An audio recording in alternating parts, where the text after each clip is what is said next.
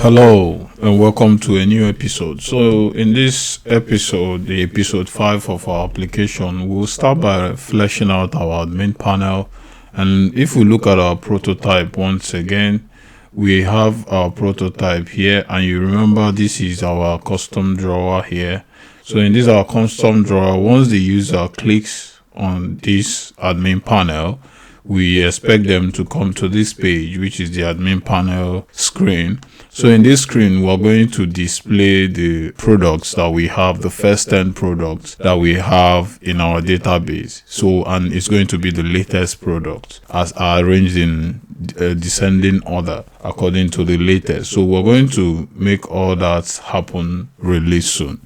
So down here we have this admin panel, and we are supposed to have a search icon here which we can use to search through the list of products that are displayed here. Then as well, we have this floating action button which when clicked, and we'll set a condition to say if clicked and it's null, then it should bring us to create add new product page. But if it's not null, that's when we are reading our product by ID. If that means we have clicked one of these product cards here to show us the product details here, where we can edit the product and update whatever information we wish to update. So in that vein, we're going to add, we'll be able to add images. Like as you can see, all these images, we can add them here, and also we can select a category which is going to look like this.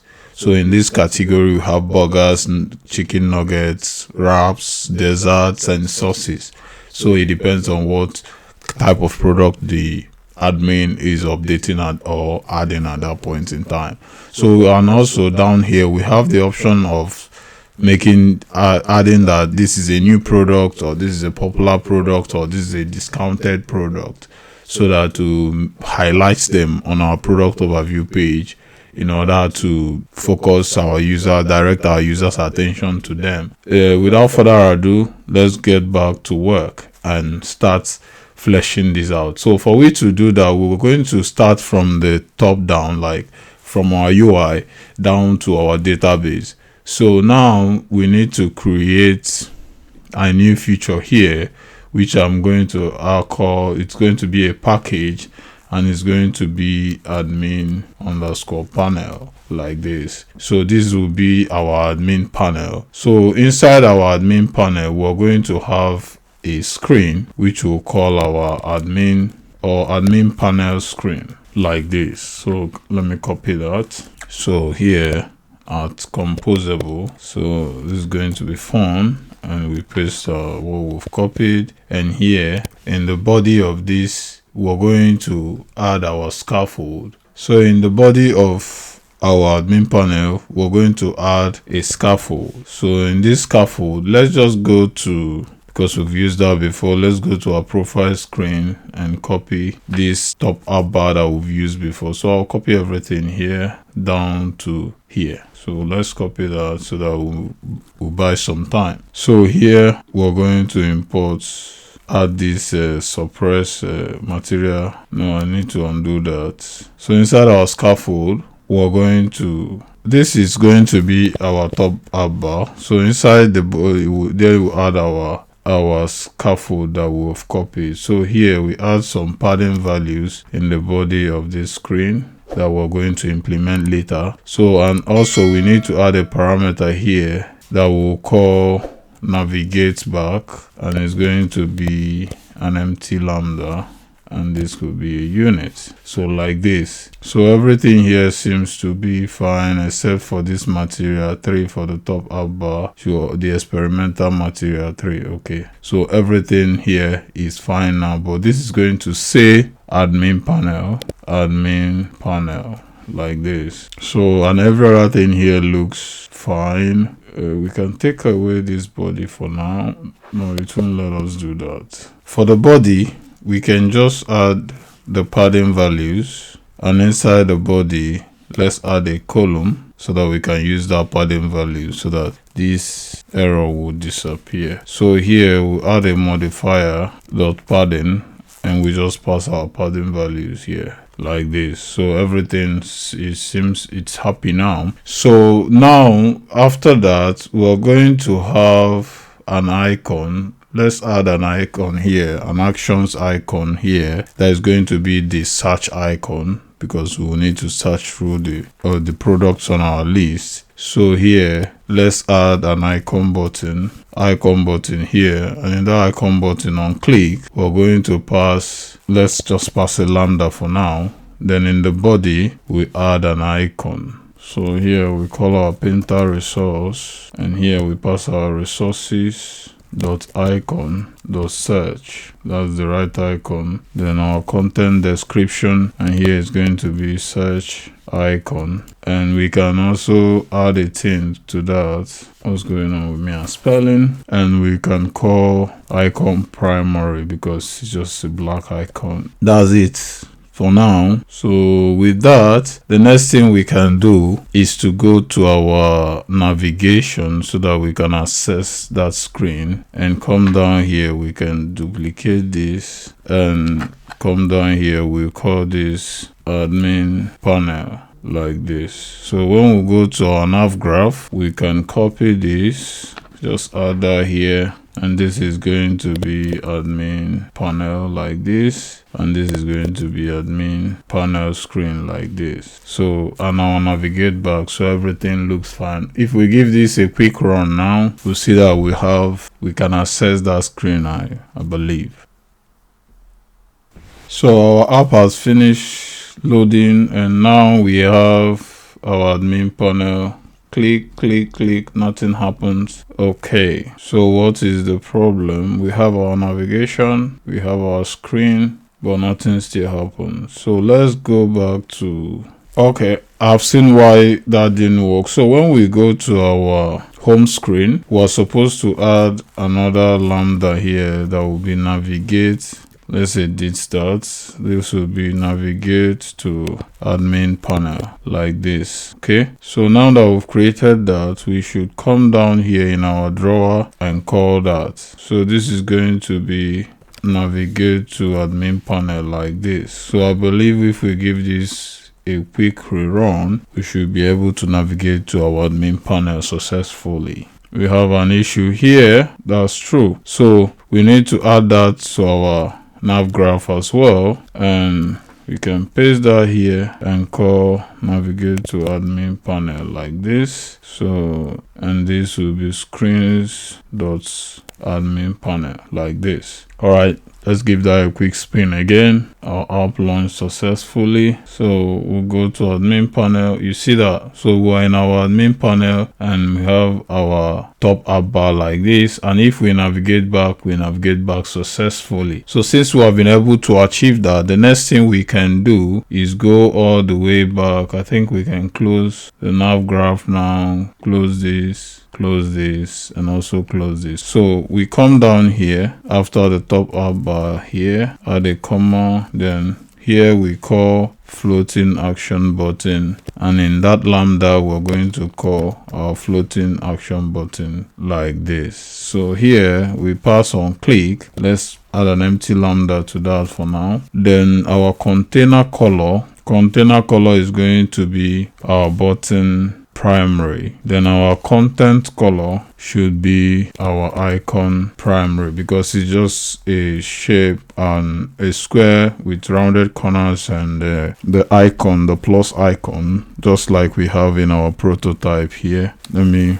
zoom that in a little bit. So if you see, we have this shape and just this icon here, so nothing fancy. Then now that we've done that, then let's go to the body of the floating action button. Doesn't require a body actually. So here we're going to have another content. So in that content we use a lambda, and in that content we're going to add that icon. So in that icon we'll have painter, and we call our painter resource, and we pass our resources dot icon dot plus like this. So inside that, our content description, and this is going to be add icon like this. Then we can also, I think the thing will be by default black.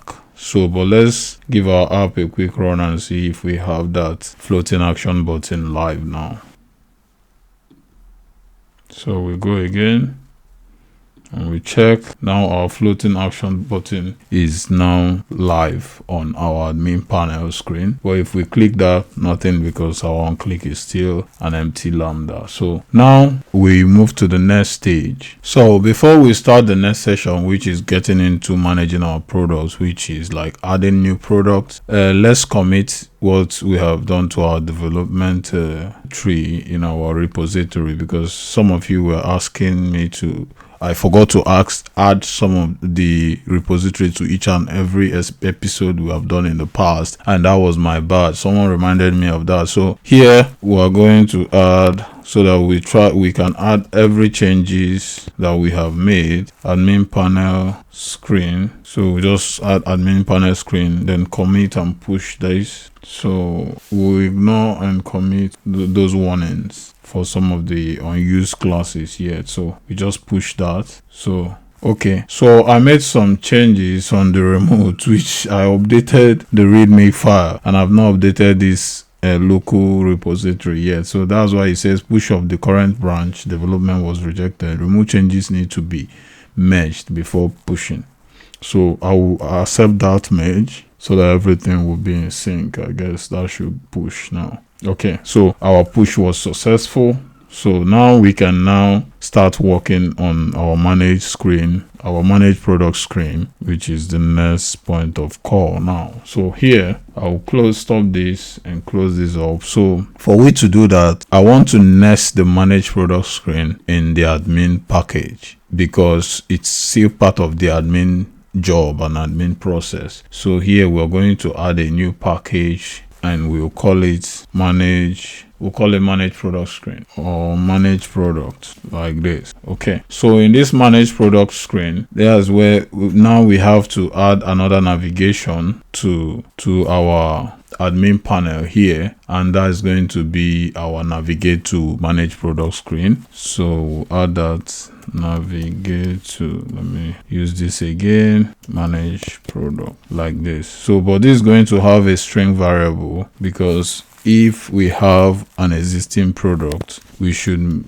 add it, so that we can read the product. So this is going to be nullable, and now we go to our floating action button. Here we can now add navigate to manage products, like this. So but initially it's going to be null, so we can just pass null here if that's going to be allowed. Yes, so we just pass null because initially we were just using that to add a new product. So now the next thing we will need to do is to add that screen, which is the manage product screen. Now everything is working as it should. So, and we have added that extra navigate to product lambda. So here we'll go to our navigate manage product and add a new screen that we're going to call manage product screen, like this. So we can copy that, and it's going to be a file, so and composable, like this. So font, and we paste that. Oh, I think I copied the wrong. All right, so manage product screen, like this. So here we're also going to have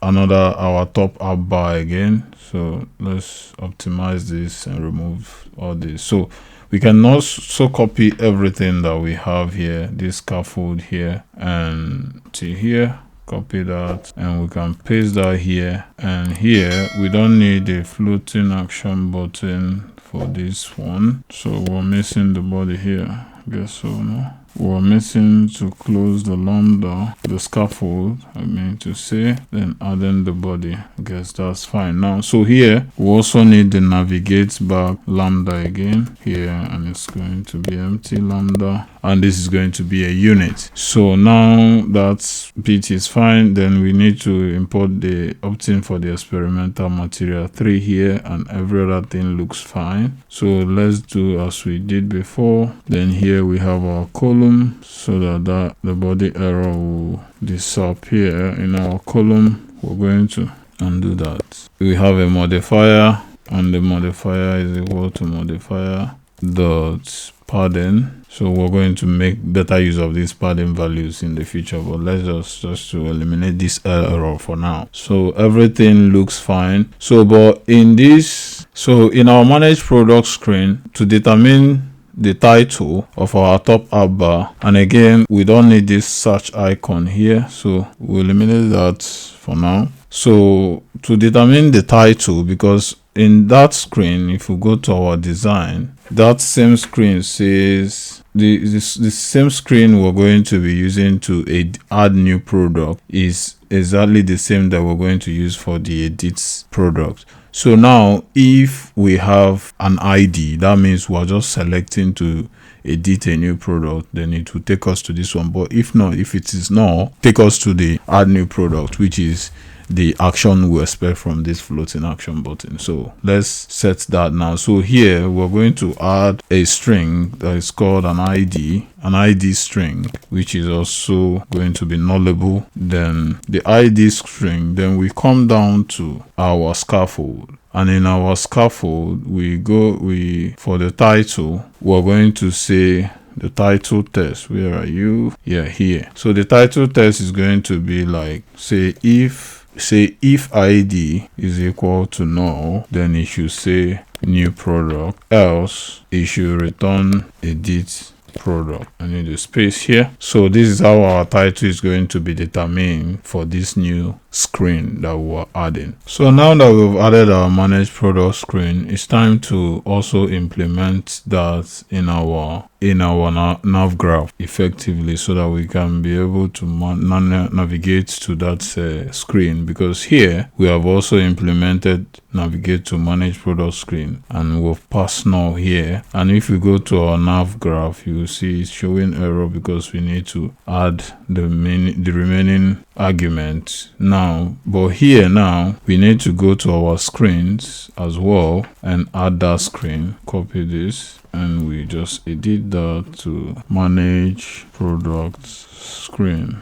like this. Okay, so now if we go to our nav graph, we are going to need to, so here, because we are passing our ID to our nav graph, which is, if we look at our manage product string, we have this ID string here. We need to create our manage product screen, then also create add this argument here. So here, copy this, and under this I'll paste this, and this is going to be manage product screen, and this is going to be manage product screen. So but in this manage product screen, we need our ID after they navigate back or before they navigate back, either way. So here we're going to create a variable.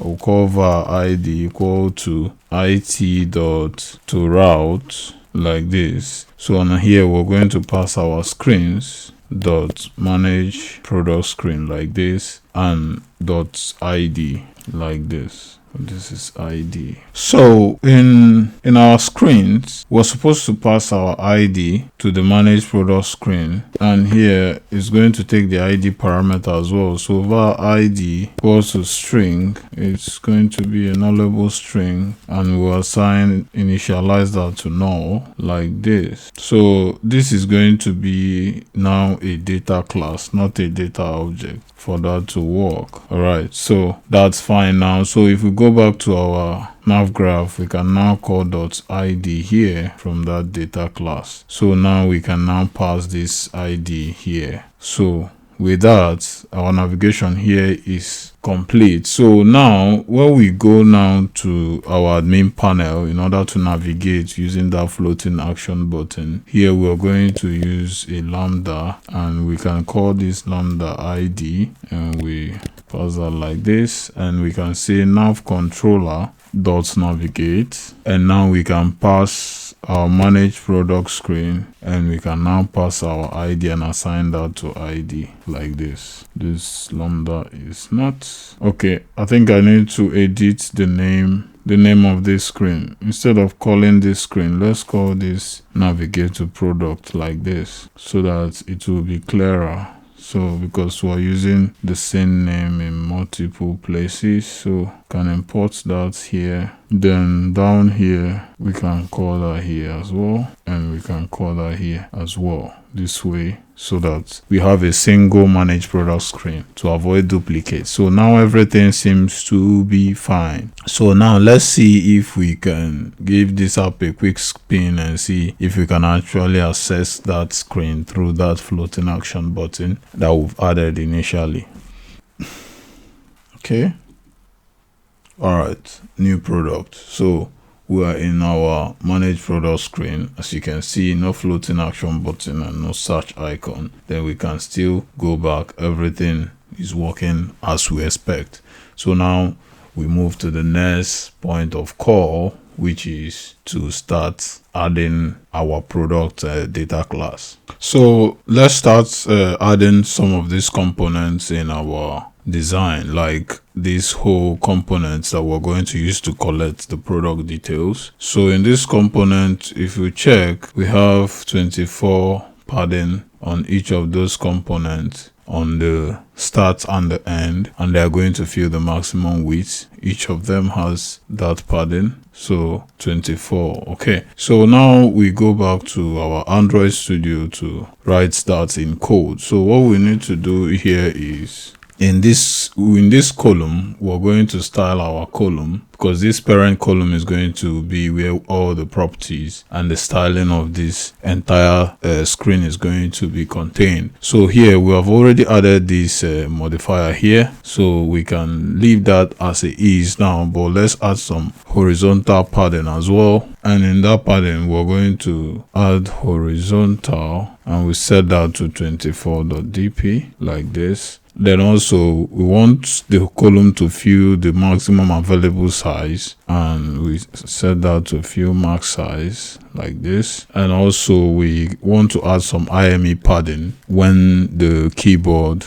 is on, so that we can have some reasonable spacing and like this. So, and in that same column, we're going to have another column where in that column, this is the entire column that is going to contain the element, both the buttons, as we can see here, both the button and this other element. But inside here, we will need to add another column that will contain some of these elements, because according to the screen size of the user, this might not be as bold, as this is a very large screen size. So we want to add another column here so that we can make all these elements scrollable as well. Let's go back to Android Studio and do that. So in this parent column, we add another column here, and in that column we're going to add another modifier. You will see this in action when we launch the app on an external device, because the keyboard will always push the elements of this column upwards so that it doesn't cover these elements. So here we're going to add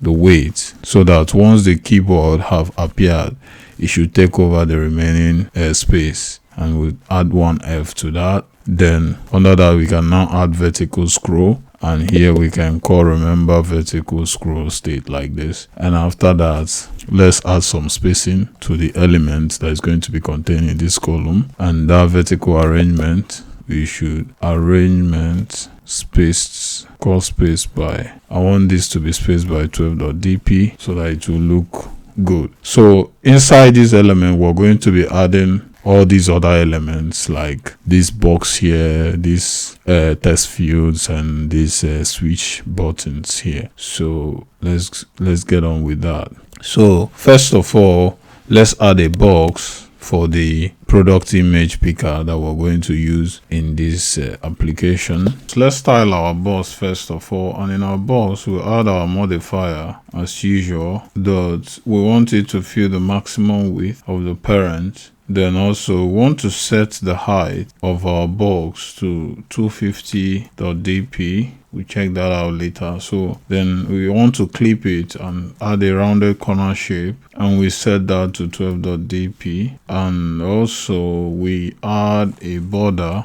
to our box. Let's set the width of our border to 1.dp, and let's set the color. Let's set that to border idle.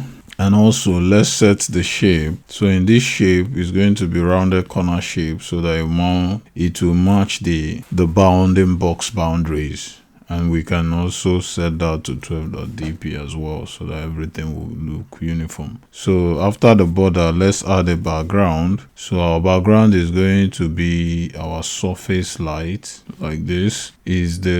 We want to make the whole box clickable, so that we can enable the click function, so that once the user clicks on the whole button, or let's not add that yet. When we want to implement that function, then we can add the clickable modifier. So here we can also add a content alignment, and we want our content to align to the center like this. So now we have styled our box. We can now add an icon in the box, which we will use an icon like this. So painter resource, we call our resources dot icon dot plus icon again, and here we add our content description, and in our content description we just add icon to let the user know there's something that needs to be added. And here we want our icon, let's add a modifier to set the size of our icon dot size, and our size should be 24.dp, reasonably large enough. So now we can add a tint, and in our tint we want to call icon primary like this. Now this is our first element, which is the box that we use to add the product image, as we have here in our prototype, this box here. So we'll now add the title, description, category, and all these other ones. Okay, so let's move on to that. So to add, okay, the box I believe ended here. So under the box, let's call our burger text field that we have used before, that we created in some previous episode. I think it's this one. So here in our value is going to be the title, which is, so for now we use an empty string for our value. Then on value change, we add an empty lambda as well. Then the next bit is our placeholder, which is going to say title like this. Okay, so we can duplicate that, copy this, paste it here. So this is going to say description, but because this is description, it's going to have some extra room to contain more words than the other ones. So here we're going to set the expanded to true like this, and that's it for the description. Then the next we need to add, let's have a look. We need to add the category, the energy value. So this category now is going to bring up this dialog box here, where we can now select one of these categories here. So we will create that with our burger select field, which we have also created in the previous videos. So here we'll call our burger select field like this. So in that burger select field, we're going to add a modifier to fill the maximum width, and inside that we're going to have our value, and our value we can add an empty string. Then on value change, I don't know what I'm battling with spelling today. Okay, it is fine. Sorry, I think I need to, let's open this and see what we have. Okay, we have our modifier, we have a text string, we have the icon URL, then we have the placeholder and on click. So I think I'm calling the wrong value here. So what we need here is a text, and that text here is going to be empty for now. Then on click is going to be empty lambda for now. Then our placeholder will also say category like this. Okay, so now we can now add the other ones, and this is going to say, this is going to be, I think, allergy value, I guess. Okay, energy value, allergy advice, ingredient, and price. Okay, let's do that quickly. Energy value, this is allergy advice, and also we will have ingredient. Then finally we'll have price, I guess. Okay, let's have a quick look. Yeah, price. Okay, so for these switch icons, we're going to implement that later in the video, so don't worry about that for now. So now we have implemented all these, and so for our price, we're going to add our keyboard action here because we only want the price to be a number. Okay, so down here we add our keyboard options, and in our keyboard options we're going to pass our keyboard type, and we'll assign that to keyboard type dot number like this. Okay, so now all these other column, as I said initially, the second column, the child column here, is going to be scrollable. So we don't want our button to be scrollable with them. So now we're going to need to add our button outside of that column, which is this. So I can close this. Okay. Yeah, I think, yeah, that's that column, that second column. So outside of it, I'm going to add a spacer. I'm going to add a spacer after this to add some height, and we'll call our modifier equal to modifier dot height, and we set that to 24.dp like this. So after that column, we can now add our primary button here, and in our primary button is also going to be determined by either we're in the new product screen or we're in the edit product screen. So for that sake, the test in our primary button is going to say if id is equal to null, then we should return add new product like this, else we should return update product. Right, so then after that, the icon again is also going to be determined by that same condition. Say id is equal to null, then you should return painter resource, and we pass our resources. Come on, what am I doing with spelling today? Oh my goodness, getting worse. Resources like this, dot icon dot add again, which is the plus. So then, or else we should return our painter resource. I should just copy this. I don't know what I'm doing with spelling today. It's kind of ridiculous. So this is going to be the check icon, check mark icon like this. So now after that, and we set our enabled, so we have to set this condition later for the enabled, because we don't want the user to be able to update or add new products if all the fields are not validated. That means if nothing has been entered in some of the fields. So we want that to be the guardrail. So that guardrail is, we are going to create a function that we'll call is form valid, but which we're going to tackle later. But now, then on click, we are going to use an empty lambda for now. So here we need to take this out. So now I think we should be able to see something on our manage product screen if we spin our app again.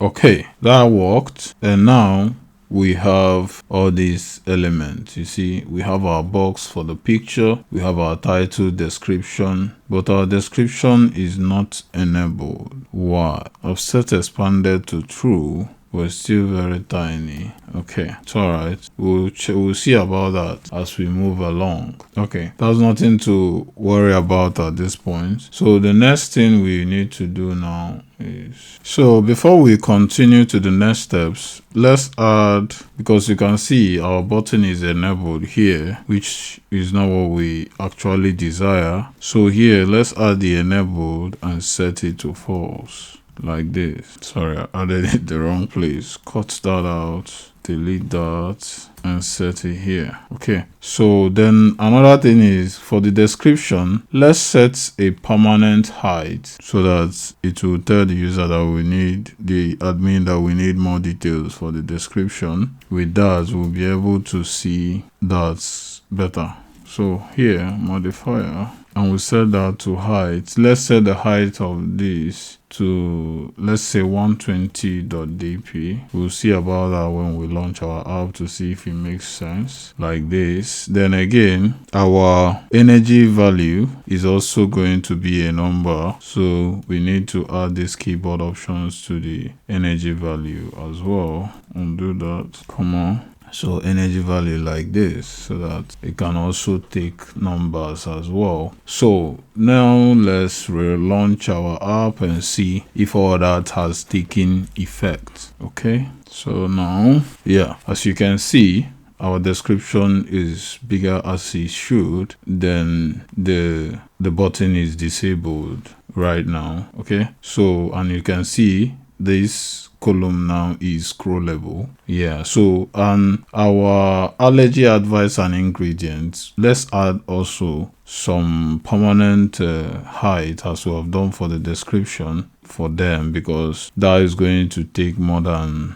the other columns, the other text fields. I mean to say, copy, go to our allergy advice, we add that, but we can make this, let's say 80, because yeah, so then what again? Ingredients, yes. So let's make this, both of them 80, and relaunch our app and see how that actually looks before we proceed. Okay, so because we did not enable expanded, you see the text is now displaced in the middle, is now set in the middle. So let's add expanded, and let's set that to true, and here as well expanded to true for a consistent UI feature. Okay, there we go. Oh, I think I said the expanded in the wrong place. This is for price. Cut that out, add it here. Okay, undo that. All right, that's it now, and it's scrollable. If we will give that a quick spin, we'll be able to see that change. All right, everything looks uniform as it should. Okay, so now we can now proceed. So now moving on, we need to create our product data class. So as we have rightly outlined in our screen, you can see all the parameters that is required in our product already, because I think we went very quick on that. And so if you check here, we are going to have a product image, we're going to have a title, we're going to have a description, category, energy value, allergy advice, ingredient, price, then those switch is new, is popular, or is discounted switch that we're going to implement later in this episode. So now what we need to do is to go to our core, and in our core we go to the data package. There we have our models. So in our model, we're going to add a new Kotlin data class, which is going to be called product like this. So in this data class, we're going to add all the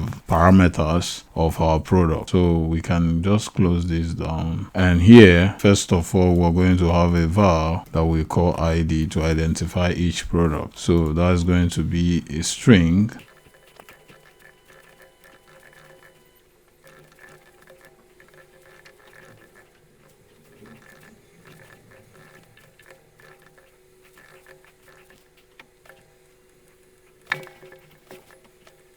So now that we've finished creating the variables, our category, as we mentioned, is going to have we're going to create our category. We're going to use an enum class here, and we'll call that product category like this. Then in that product is going to have two parameters, which is going to be a title, and that title is going to be of type string, and also an icon, which is going to be of type int. So in the body of this enum, we're going to create each of those categories that we'll have in our app. And first we have burgers, and here we are going to add a title that we're going to call burgers, and the icon is going to be our resources dot icon dot burger. I've not added this icon, so let's go to our drawable and see, do we have, yeah, we have it, but we have not added it to the resource class here. So let's let's go to our resource class, and down here we're going to add a var I will call burgers. Set that to r.drawable.burgers, burger like this. So if we just copy and duplicate that for the other one, we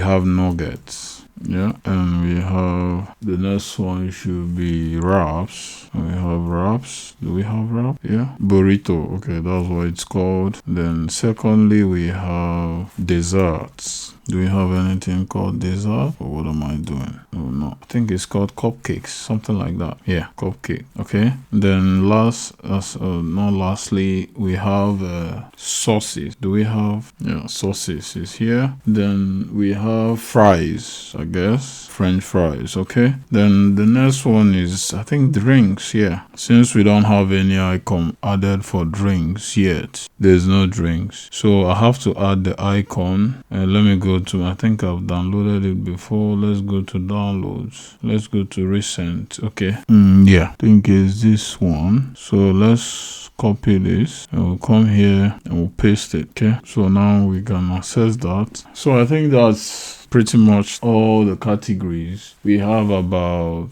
7 of them. We have 1, 2, 3, 4, 5, 6, 7. Okay, so we can access that here now. So burger, yeah, that's fine now. So we copy and duplicate all this again so that we can move quicker. So here we have nuggets, and here we have nuggets. Okay, and here we have nuggets. Okay, so here we have wraps, and here we have wrap, and here, see, these are all the enum types for our categories that we have outlined here right now. So the next thing we can do now is, now we go back to our manage product screen. We need to implement the dialog picker for these categories so that we can proceed from there. We're doing this first because it's obviously going to be a little bit easy to implement that now. So we go back to our components. In our component, we already have a dialog package here. So now we're going to create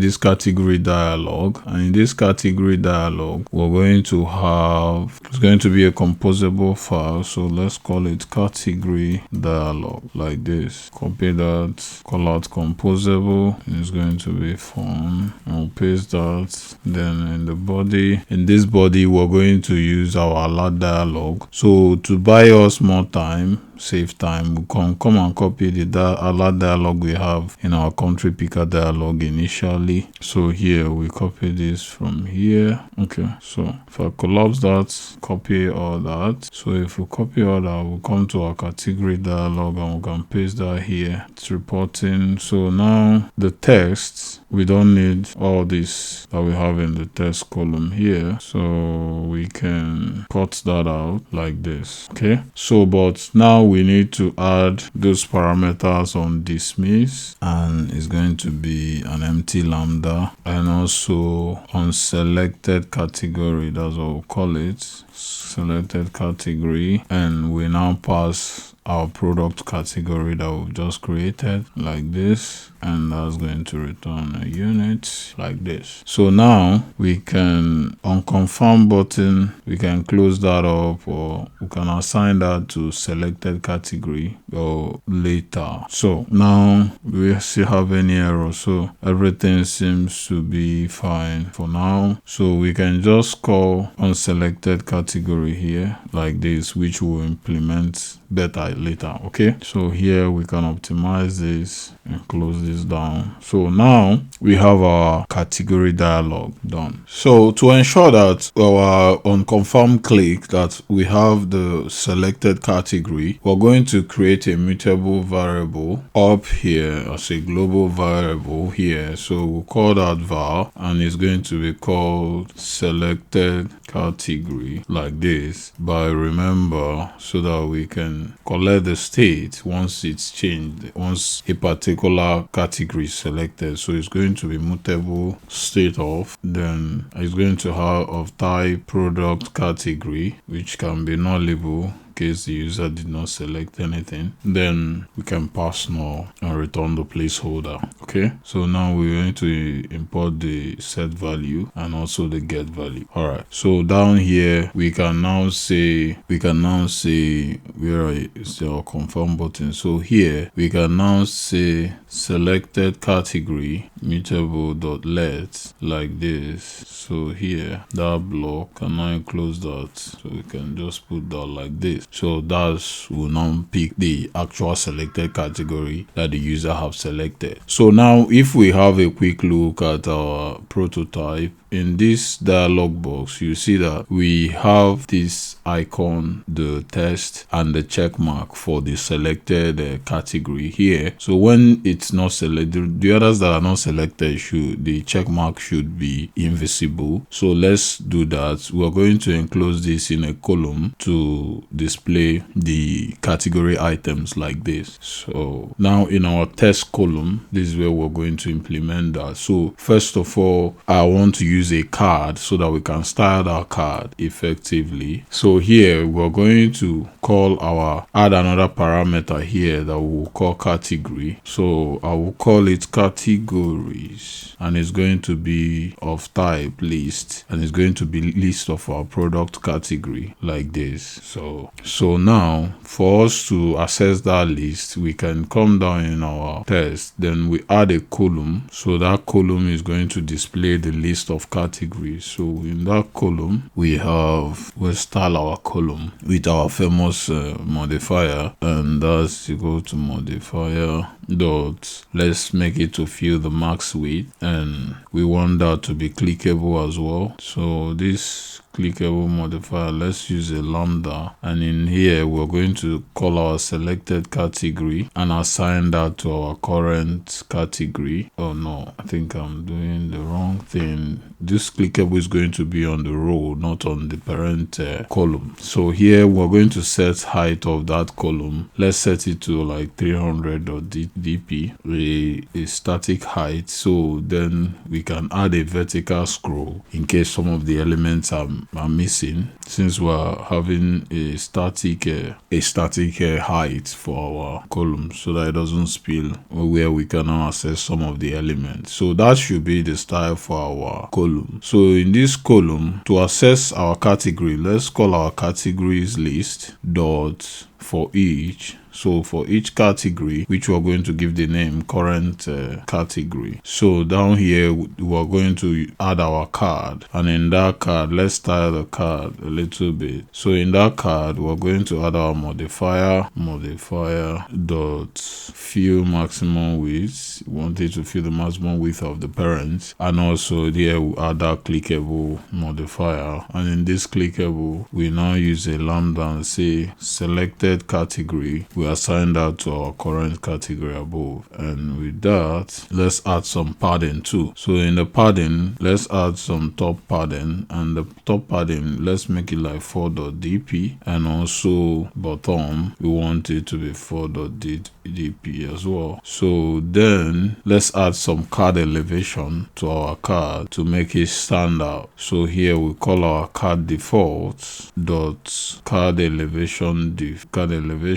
then inside that we call our default elevation, and we set that to 2.dp like this. Then let's add some colors to our padding. As you can see from our design, once it's selected, it should give us that brown background, while these others are the surface background. Okay, so we go back here, we add our colors, and we call our card defaults again dot card colors like this. Then here we're going to say pass our container color. So we say if current category is equal to selected category, we should return the brown color, else we should return gray. Okay, like this. All right, so that's it for our card, each of those selected cards. So in the body now, we're going to now have the row that is going to display, as you remember before, the icon, the category icon, the category text, and the check mark icon as well for the selected category, right? So our row is going to have our famous modifier, and our modifier, my spelling is a bit rusty today, but it's fine. We'll keep going. So we set this to fill the maximum width. We set the padding. Let's set the general padding of 12 dp, and also let's set our vertical alignment, and our alignment is going to be dot center vertically. Okay, this one. Then our horizontal arrangement should be arrangement meant dots space between. So now inside our row, first of all, we add our icon. I think I should copy one icon from somewhere. We used to have, it's not here. We don't have any icon here yet, but it's fine. So here we're going to say penta resource, and we call our resources, and actually no, so this is going to be from our enum class that we created initially. So we set id equal to current category dot icon. So whatever category is that, then so content description, oh my goodness, my spelling today is wonderful. So we'll now say current category dot icon as the current the dot title, sorry, as the content description. So after that, we can add a modifier to set our icon size, and the modifier is going to be dot size, and we set our size to be 24 so that it will be visible enough. Then we can now set the tint, and we set that to color dot unspecified so that it can come with the original color of the icon. Okay, so now after the icon, let's add a spacer, a horizontal spacer, modifier equal to modifier dot width. So we set the width to, let's set it to 14.dp if that's reasonable enough. Then after that, let's add our text. So our text here is going to be our current category dot title. Then we have the color. The color should be text primary, and also the font size should be font size dot regular, like this. So then we want the text to take the remaining width. If not, this will be squashed up closer to this. So we want the text to take the entire remaining width. Like if you check here, the text is taking the whole width, remaining width. So to do that, we add another modifier here, and that modifier dot width, and we set that to 1f. Okay, so now that we finished the test, we can copy this spacer here and set it down here again. So we are now going to use animated visibility to show that check mark if selected or not. So we call animated visibility, and the visible, we set it to our selected category equal to the current category, like this. So in the body, we're going to add another icon. So let's copy this icon here and modify it. We set it the icon. So now this icon is going to be, should I leave it at 24? Yeah, we'll check that out so that it will be the same size with the icon for the category. So here, this is going to be check mark. So resources dot icon dot check mark, like this. So we can now change the description to check mark icon, like this, and it should be icon white, like this. Okay, this is our category dialog done. Everything here is done. What's this? Okay, this warning will go away by the time we call that in the next section. Okay, so to open our dialog or category dialog, we'll go to our manage product screen, and here we're going to add some variables, mutable variable. Let's add a mutable variable var here that we should call show category dialog, like this. By remember, and we pass mutable state of, and we pass false here for the initial state, and we will need to import the setters and the getters. All right, so with that here, we're now going to create animated visibility down here, and we set the visible state to, we set that to show categories dialog, which is false initially. Then down here we can now call our categories dialog down here. So here we can call our category, and we can also call on dismiss. So here we're going to call on confirm click or on selected category. That's what we called it. So now we can use a lambda for this, and here we can now set a default category up here as well. For now, we'll work on that later. So category, then we set that by remember, and we set mutable state of, we pass our product category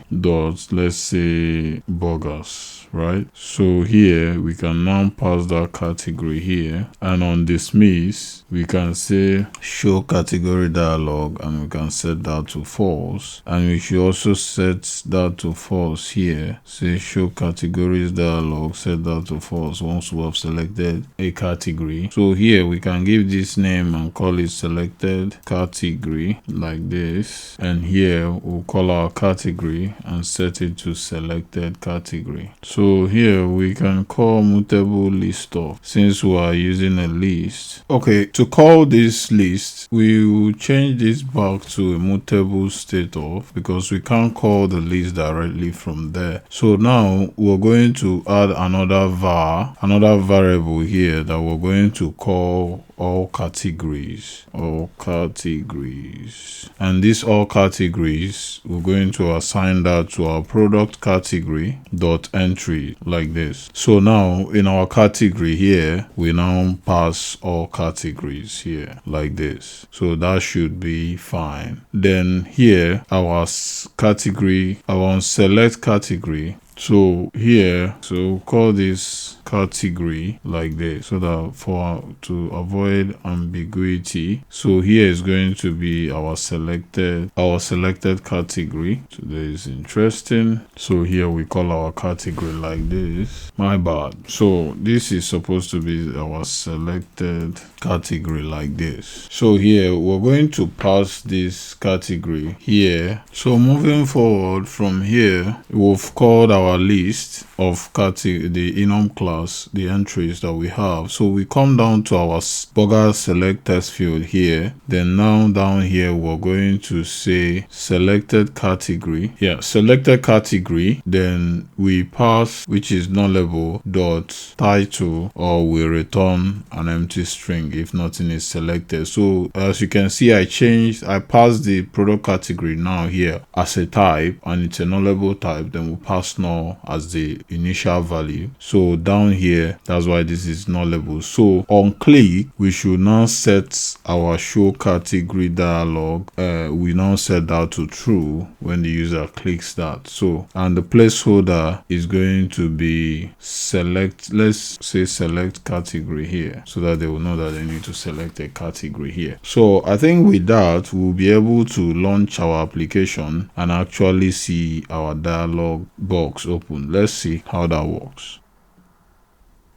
So here, if we click this, yeah, you can see we have our scrollable category here, and our icon is showing, our text is also showing. So if we select one now, you see we change that background color, but our text is still dark. So we should also filter that so that we'll be able to show the text as white as well when it's selected. Let's do that now. So to do that, we just come to our test, we set a condition and say if current category is equal to selected category, then we should pass text white, then else text primary like this. So if we run our app, we should see something better. Because of the brown background, it seems like our text is a little bit masked. So just like we have on that button just there. So here, if we select our category, you see the texts are black. Then if we select, the text is white here. So that makes it more visually appealing than what it was before. But this check mark is a little too bogus for me. I don't really like it. So let's make it 14. 16 instead of 24 and see what it looks like. So if we select this, yeah, that is a bit better. If you think 24 is better, let me know in the comment section. Okay, so on confirm, our icon is not selected yet, which we will tackle. Yeah, welcome back. We're not going to go straight into tackling the confirm button as I promised earlier. Since our product form looks like this, let's start from the top bottom. Like if you have a look here, let's close this down. We have a picture picker, product image picker here, and our categories down here. So what we are going to do in essence is we're going to implement this. We're going to go to our repository and add a function to implement this. Then we come down to the category, then these other fields, create the functions to actually collect the values that will be added by our users. Then finally we'll now create the functions to create this product in our database. But this image, the way it's going to work here, let's look at our prototype a little bit more. So if you have a look here, we're going to have an image picker here, and in that image, once we click on this box here, we'll be able to access the images in our device to add as our product image. So once that image is selected, the user will see a circular progress indicator here. Then if the user decides to click away without selecting an image, it will now show an error card to tell them to try again. Then also we have this delete button so that they will be able to delete the image from the storage. So the implementation is basically once the user adds an image here, the image is sent straight to our storage, our Firebase storage. Then once the image is collected on the Firebase storage and the user have completed the other fields and clicks add new product, is going to collect the image URI and save it as part of the data for that product in our database so that we can recall them back again when we go to the edit screen or when we display them somewhere. So that's the implementation that we're going to focus on now. And now let's get to work. So first of all, we will open our domain, and in this domain we're going to add the admin repository here. So we're going to add the admin repository in our domain. So here we're going to add an interface here that we'll call admin repository like this, and in that interface we're going to create some functions. First of all, we want to add a function to get our current user. That's going to be a string, and it's going to be a nullable string. So after that, we're going to add a new function here that we'll call, is going to be a suspend function, and we'll call it upload product image to storage. It's a long name, but it's so that it can be self-explanatory. So we call this is going to have a parameter of type image URI, and it's going to be of type URI like this, a AndroidNet URI. So, and this is going to return a result of type string. So after that, let's add another function as well, and that function is going to be to delete the image from storage so that we can just implement it straight away. So the next one is suspend function and delete product image from storage like this. So, and that's going to have a download URL of type string. Then it's going to also to return a result of type unit like this. Okay, so then what we need to do now is to go to our repository implementation, which we haven't created yet. So here we're going to create the repo implementation class. So here we say let's create our repo implementation. So it's going to be admin repo implementation like this. So in that class, the class is going to inherit from the admin repository, this one, and now it's going to ask us to implement the members, which are those three functions we've just created. So first of all, we start with getting our current user here like this. So this is going to be assigned to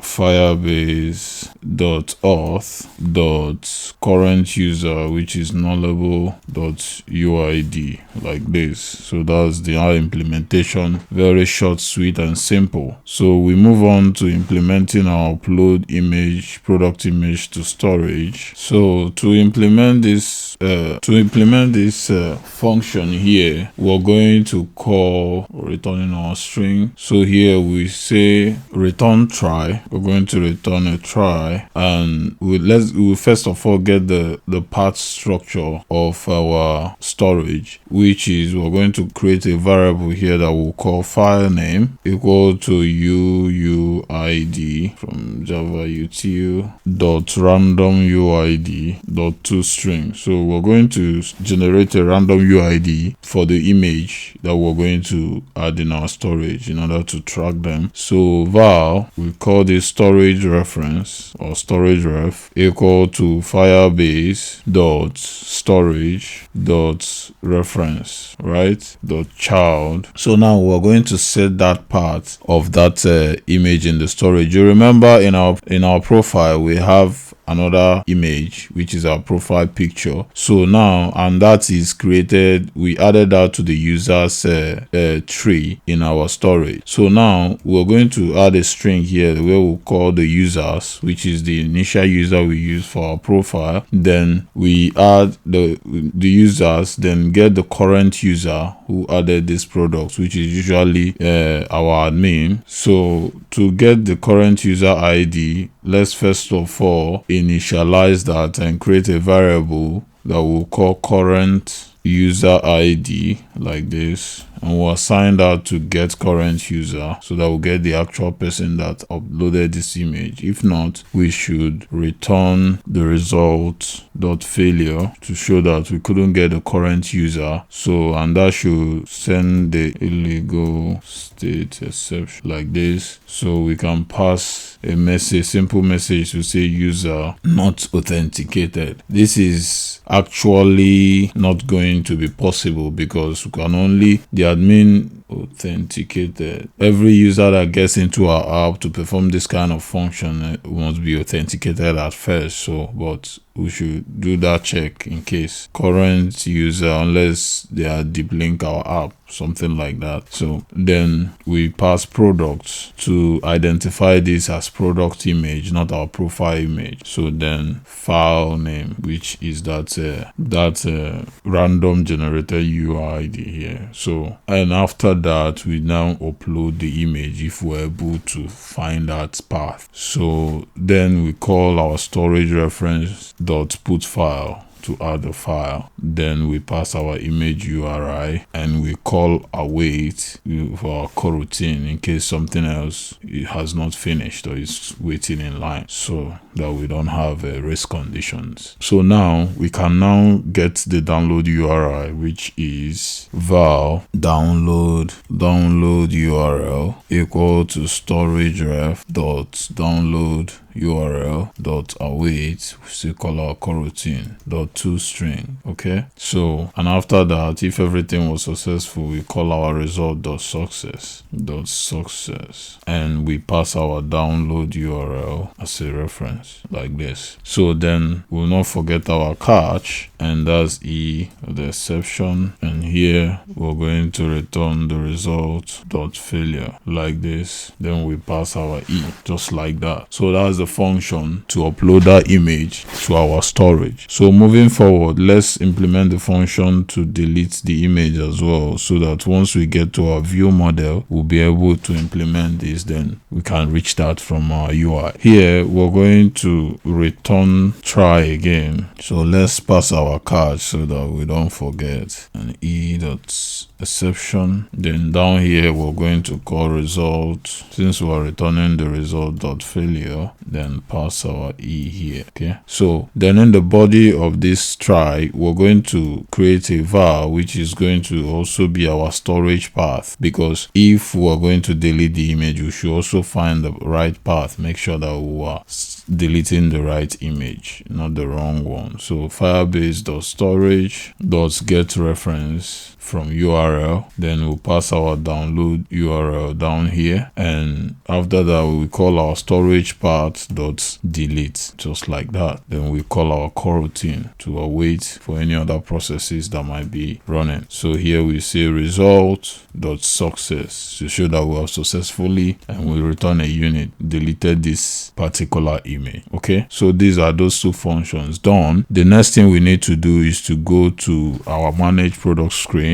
package and create a view model. Manage product screen, and we'll create a class that we'll call our manage product view model, like this. So this class is going to have a parameter called private var, and it's going to be our admin repository. Yeah, we can just add that. So now this is going to inherit from the view model class, like this. Okay, we can now implement all those functions that we have added in our implementation just before. So to do that, we have to start with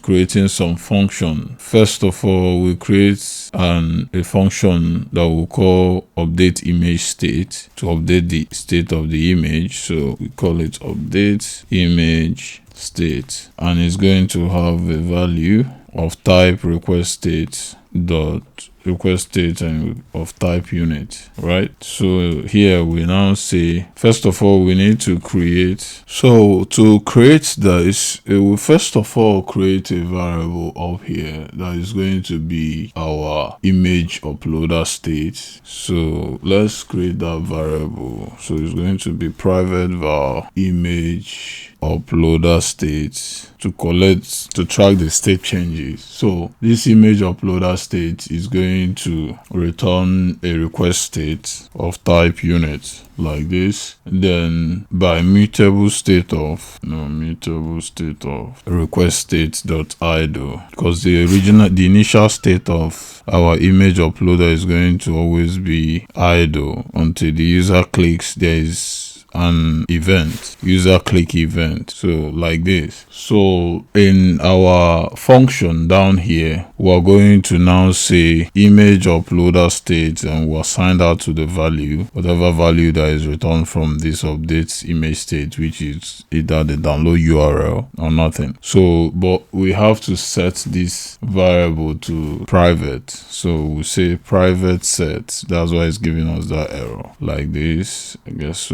So the image uploader state is going to be a var. We don't need the initial private set, so that's why, so that we can reassign that down here. So the next function we need here is to implement the function to upload a product image to storage. You need to import the set as well. So let's continue with creating that function, and this function is going to be upload product image to storage, like this. So, and this function is going to have a parameter called image URI of type URI, and this is nullable. Let's import that. It requires a function body before it will let us import the URI. Okay, import the URI. So it's AndroidNet URI. Then now we say if image URI is not null, is equal to null, right? Then we should update image state, and we pass our request state dot error, and in that error we say no image selected, please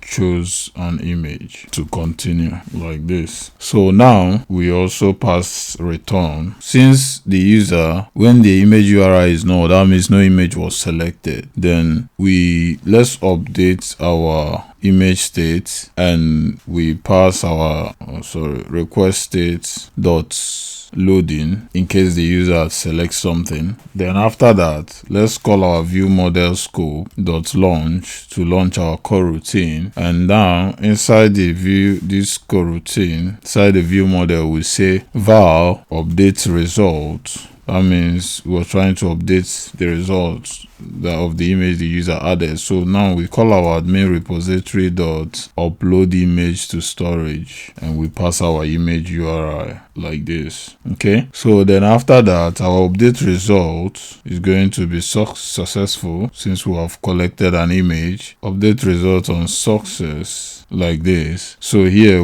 let's name this our download URL. So down here we always update our local UI state to show that our image has been uploaded or image has been added. So we say update image. So to update our UI state, we need to create another function here to update our UI state, which is to the update image function. But before we do that, let's add a data class here that will be our manage product view model data class to collect the state of our managed product. So here we call a data class that we'll call manage product state here, and in that manage product state, we're going to have some parameters, which is going to be our var, which is our ID, and it's going to be of type string, and we are going to assign that to uuid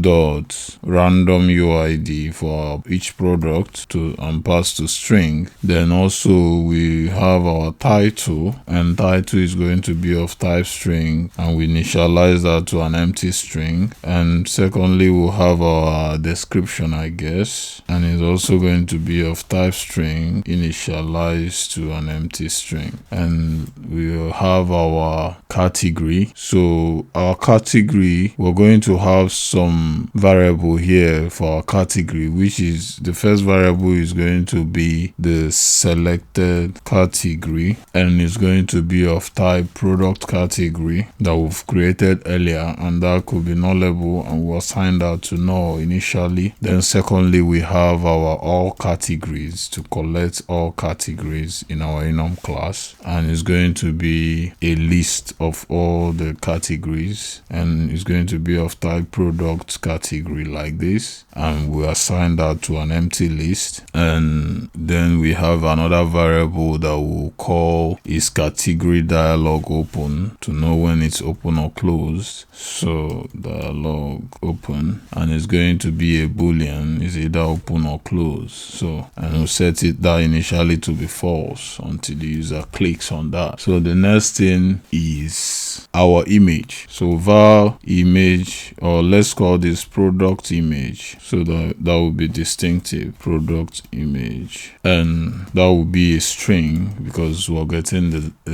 download URL, not the image URI at this point. Then also we have our var, we have our energy value, which is going to be an int, a nullable int, and we can assign that to null. Then allergy advice, and that is going to be a string as well, and we can assign that to an empty string. And also we have our ingredients, and that is also going to be a string, and we can assign that to an empty string. Then lastly, we have our price, and our price is going to be a double, and we can assign that to 0.0. So that's our manage product state, collecting the initial states of our elements in this manage product screen. So now we can now create that function, or the function for that says update image. So that function, we'll create that function here, and we call function update, let's say update product image, that's a better name, like this. And it's going to be, you have a value, parameter value of type string, and we can now set up our screen state up here so that we can assign that value to our screen state. So here we're going to add another variable here that is going to be var and we call that screen state like this, and by mutable state of, and we pass our manage product state in here, so like this. Then we can set that to private as well, so private set like this. So when we go to our function down here, we can now reassign that state with the updated state of our image. So we now say screen state is assigned to screen state dot copy, and we now pass our image, what did I call it here? Okay, product image, yeah, this one, and we'll assign that to the value. So now with that, we can come down here in our upload image product state and say update image state, and we can pass our request state. Sorry, this is not update image state, this is update product image, yeah. Then we pass our download URL like this, so that we can always update our local UI state. Okay, so then after that we can now call our update image state, and we can pass our request state dot success like this. Then we can pass a unit. So in that same vein, we can still call dot on failure in case anything goes wrong, and in this here we're going to pass a throwable, and we name that throwable. Then we can say on the class, yeah, so we can say update image state, and we pass our request state dot error, and now we call our throwable dot message to return whatever error message we encountered. Then we can give them a small error message, say error while uploading image like this. Okay, so with this function now we can upload our product image to storage. Okay, so and at the end of the day, once we have finished uploading that, let's add another function here that we will use to reset the we don't need that reset, because once it's uploaded it goes back to idle again. So now let's implement the second function, which is to delete our product image from storage. Then we can now proceed to our UI and see if we can call that in and use it in our UI. So here we say function delete product image from storage like this. So this delete image is going to have a parameter called onResult, and it's going to be it have two types of boolean and a string like this, and this is going to be a unit like this. So in the body of the function, we're going to set a val that will call our download URL, and we set that to our screen state dot product image like this. Then now take condition and say if download URL is black, in case is blank, that means there is no download URL to track the image. So now on result, we can now pass our boolean and set it to false. Then we'll tell the user no image to delete. Okay, then we pass return like this. Okay, so now under that, let's call our coroutine by using our view model scope dot launch. So here we now say a var that's delete result, that's the result from our successful result deletion. Then we call our admin repository dot delete image from storage. Then we pass our download URL again right here. So then we say delete result dot on success, and here we update our image state to idle, because once the image is deleted, then we return to idle again, so that they will have the option to upload the image in case they are interested again. So we say update image state, and we call our request state dot idle like this. So but on failure, we still throw a message, say dot on failure. We name this throwable, and here we say we can create a val and call it message, and we set that to to throwable.message, or we send them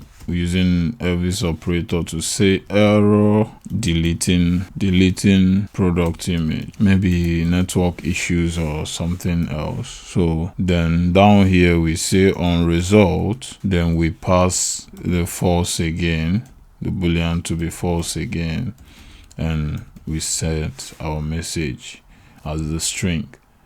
So with these two functions, now we can add and also delete images from our manage product screen. So now let's go to our UI, now the screen, manage product screen here, then see how we can implement that function and see if we can open our image picker. Okay, to add that function that we've just added for our image picker, let's go to our DI so that we can add we'll be able to inject our view model that we've just created. So I can copy this one, and we come down here, we paste that, we call this is our manage product, not manage product screener, manage product view model down here. So that seems to be happy, so we can close that down. Then we come back here, so we need to inject that view model. So here we call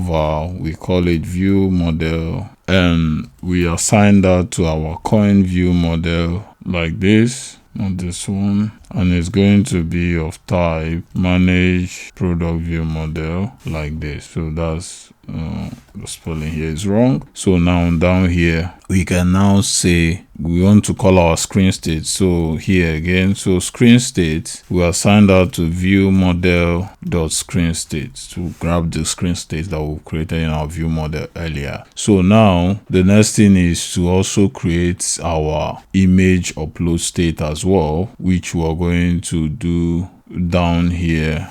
And we create a var and say call that image. Let's use a better name. So say product image upload state. It seems to be long, but I think it tells what it does actually. Is everything fine now? Product image upload state. Alright, so we assign that to our view model dot image uploader states down here like this. Okay, so now we have all those variables. So now let's create the real engine that we pull up media folder, so to say. So let me come under here and say we create another variable that we call image picker launcher, so that will launch the image picker for us to get an image. So we assign that to, remember, launcher for activity result. That's the one we're looking for, launcher for activity result like this. So in the body of that, is going to have, first of all, we have a contract. So in that contract we call activity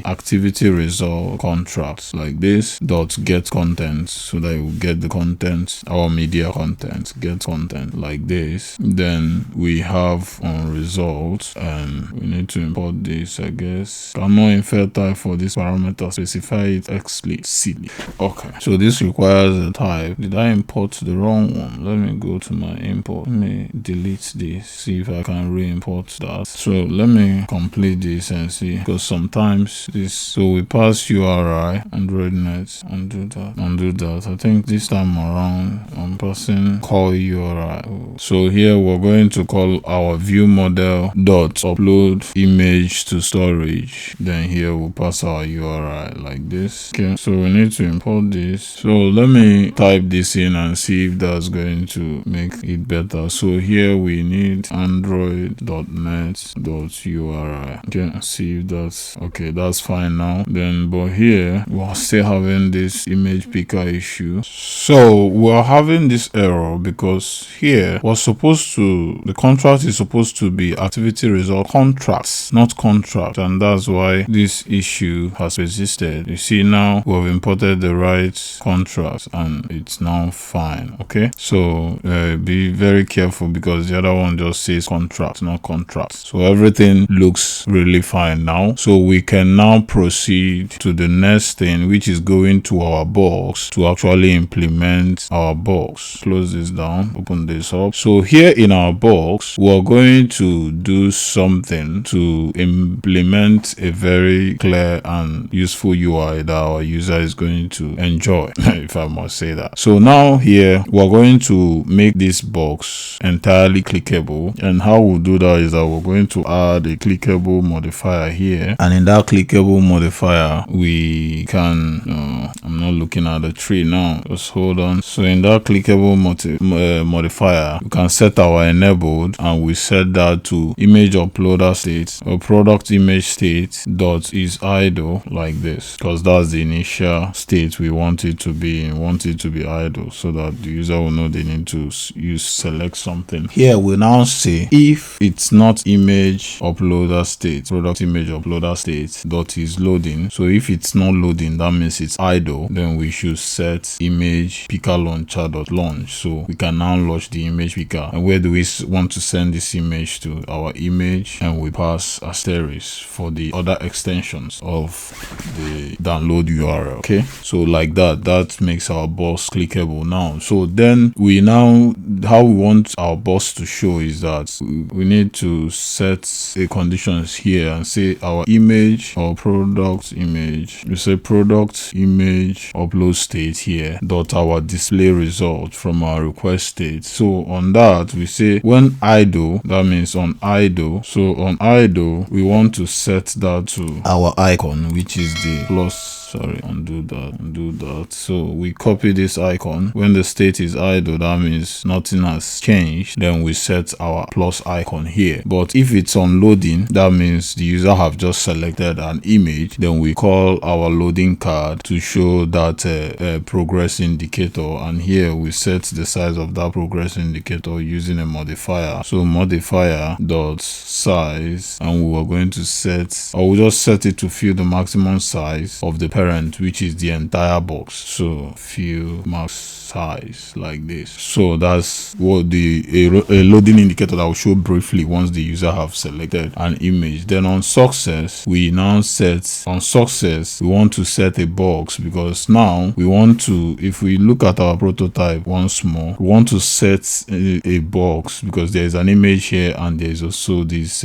small delete icon here. So we will use a box to set these two so that they can align just as they are in this our prototype. Okay, so now to do that we call a box, and in that box let's style our box, and in that box we are going to add a modifier. So that modifier dot fill max size, we want the box to take the entire size of the parent. So and align our content, we want to align the content to top end, which is that delete button, alignment dot top end, like this. So now we want to set, in that, first of all we set our async image using coil. So our async image here is going to have a model, and that model is going to be our image request dot builder. Then this builder is going to have a context. Let's add that context up here as well, so that we have a global context that we can also use for our toast when the time comes. So here let's add a variable, and we call that variable context, and we set that context to local context dot current, like this. So this is now a global context that we can use even for our toast when the time comes. So now we continue, we go back to our box again. Where are we? Here, right here. So now we have passed our context, and here we can say dot data, which is the image data. So we pass our screen state dot product image, like this. And now we can also add a crossfade, and that crossfade will enable that to true, right? Then now we can now call our build. So after that we are going to now add a content description to tell the user what image. So we'll tell them that this is a product image for screen readers. Okay, right? So now after that let's add a modifier again, and our modifier, we're going to use this modifier so that the image will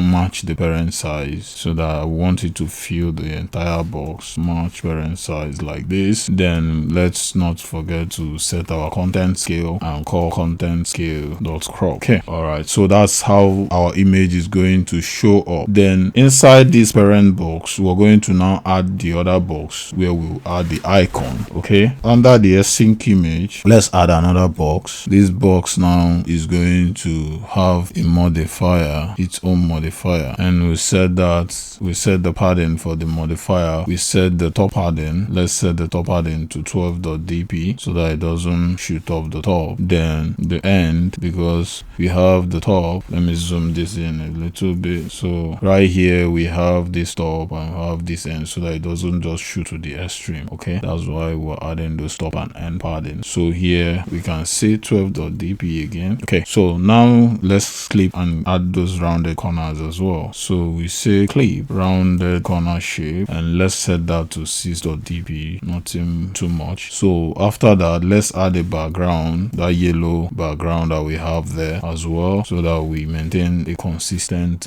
color for our, so we call button primary like this. So now the next thing is to make that bit clickable as well, so that we can use that to create the function that will delete our image, which we can actually call right away and say view model. So view model dot delete, we have created that function already. See, all these things are now handy. Dot delete image from storage, so we say is success, we call this is success, and also a message. So down here we can now show our toast message, which we have not added yet, but you get the gist. So now we can proceed to add a pattern. We can add that we can just quickly add that toast. So to add that toast, we go up again and add another variable that we'll call show toast. So here we call variable and call that show toast, and we by remember, and now we pass our mutable state of, and we pass an empty string. Okay, so down here we can say show toast and we'll assign that to the message up there. All right, so now we can add a padding here, and that padding we can set our padding to 12.dp so that it doesn't get jammed up. So we need to change this to var so that we can reassign it. Is that fine now? So for this show toast to show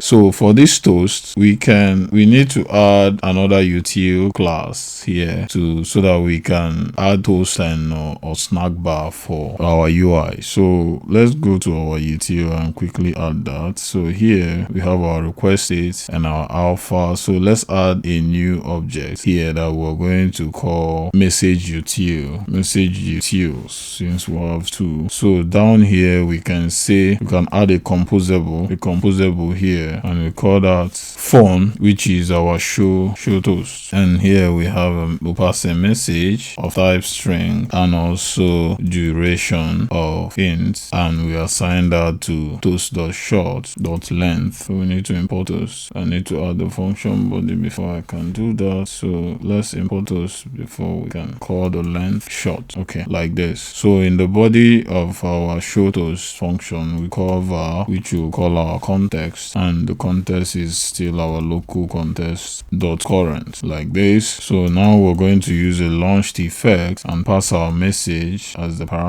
key. Then say if message is not empty, then we should call our toast dot make test, and we pass our context and message, then the duration which we have set above, then call dot show like this. So with this we can now use that toast. So let's go back quickly to our product screen. We can now proceed. Actually, that bit was partially unnecessary, but let's proceed. Now we can we have added our padding, and we need to align our content. So content alignment, we say alignment dot center like this. So now that we've started our second box, then now we can now add our icon. So we have used icon many places, so we can just copy this guy and just pass it in the body of the box like this. this, but this is going to be the delete icon. So we'll change this to delete icon. So with that, we have successfully added that implementation right there. So the next thing we can do is to add on error. We added on success, on loading, on idle. So let's add on error. So on error here, we'll name this message error message, and in the body we add a column, and this column, let's style this column a bit. We add our famous modifier again on modifier dot fill max size to fill the parent size. Then down here we set our vertical arrangement on our arrangement dot center like this, and our horizontal alignment, we set our alignment dot center horizontally like this. So after that, we can now call our error card in the body of this. So now our error card is going to have to set our message to the message. Then after that, let's add a spacer after the error card so that we can give them the option to try again. Modifier is equal to modifier dot height, and we set that height to 12.dp. Then now we can now add a test button so that the user can try again if there was error trying to upload an image. So this test button is going to have on click, which is our view model dot update image state, and we can now set that to request state dot idle again so that they can start the process all over again. Then down here we can now add a text, and that text is going to read try again like this. And the font size, let's add the font size to be font size dot small, and also the color, let's add our text secondary color, which is the brown, so that it will be distinctive from other text. So we don't need this guy anymore, I believe. Then I think that's pretty much it. So now if we give our app a quick run, we should be able to carry out that function of uploading and deleting an image from storage. Let's see how that works. Okay, moment of truth. Our app crashed. Okay, let's see our build. No, let's go to our lockout and see what happened right there. Okay, so what did we do wrong? It says could not create instance for factory, admin panel, manage product view model. Okay, install creation exception. So this must be from our DI. Okay, so this is, you can't create instance of a manage product screen. Alright, I will check this out and see what's going wrong, then I'll come back. And so let's start troubleshooting this issue. For our toast, why our toast is not showing is that just like the message utils we just created here, we've not called that anywhere, and let's fix that quickly before we proceed. So up here, let me add the message utils dot show toast. Then here we can pass our message and assign that to the show toast that we've just created above here. So show toast. So with that, we can rightly call our show toast down here. You see, it's no longer redundant. So now, first of all, this error we're encountering when we run our app is could not create instance of this factory, which is the manage view model. So we have made a big blunder. I created the admin repository and I never added it to the module. So Coin can't find that particular repository in order to create our manage view model, because that's inheriting from that repository, so which is a very bad implementation. So that's my bad, I'm sorry for that. So here we're going to call our admin repository type, and inside here we now call our admin repository implementation like this, and I guess Coin should be happy now creating our view model. All right, let's try again and see what happens. Okay, so let's do that one more time. All right, so we're safe. That error has gone. So now let's click on this bad boy. All right, so you see now we can actually pick an image right here, and you see that loading progress indicator. You see now we have our image, and if we go back to our database here, let's check our storage and see if there's any image that have been saved. And here we have our users, then we have this random random UID. So now we have products. So you see in that product, we have this image saved. So now let's go back to our app. If I undock this, let's see if we can see that in real time. Make this a floatable window, minimize this and open this up. Then let's try and delete this. Image is gone. Our image deleted successfully, but let's see if we refresh this, if it's going to still have that image. That image is gone. So our delete function is working as expected. So that's awesome, guys. So now we have implemented that bit in our application. We can go back each time we delete the image, we return back to our product screen. So now we can select the image again, select this one, upload that, and we can also delete that. So see, that's amazing. So now we move to the next, which is to implement the function to select our category. So once we do that and that function is working like this one, we can now create the other functions to collect the value chain for all these other fields. Then we can now finally create a new product. Okay, so go grab a drink and come back and we'll continue next.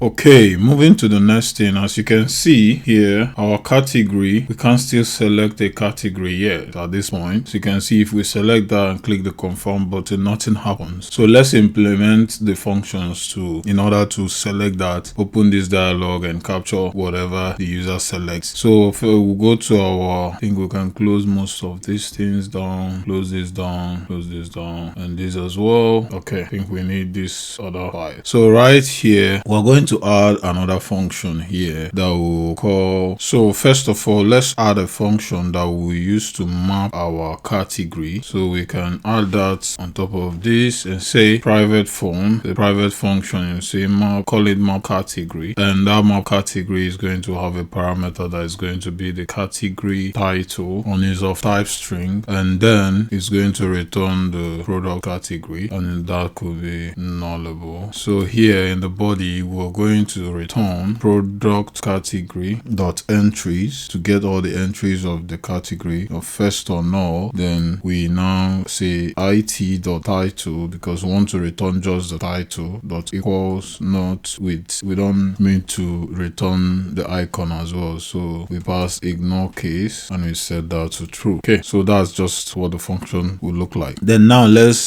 create another function on category field click, so that once the category is filled, we can also track that state, the change on category field click like this, and that will have no parameter. Then in the body we'll say our screen state, and we'll assign that to screen state dot copy, and here we're going to pass is category dialog open, then we set that to true as well. Okay, so then the third function we will need is a function that on category dialog dismiss, right? So here this function is going to call our screen state, and we'll assign that to screen state dot copy again, then is category dialog open, then we'll set that to false to alternate the state. Then finally we have another function that we call on category selected. So once the user have selected a category, what do we want to happen? So here is going to have a parameter of category, and it's going to be of type product category, and in the body we'll now say screen state, and we'll assign our screen state dot copy just as we've done with the other ones. But here we say selected category, then we'll assign the category, then is dialog open, we set that to false, because once they have selected a category, the dialog should close. Okay, so I guess that's all we need here for now. Then we can now go back to our screen. We go back to our screen. Where are you here? So in our screen, we need to collect those states as well. So here we're going to add a variable here with animated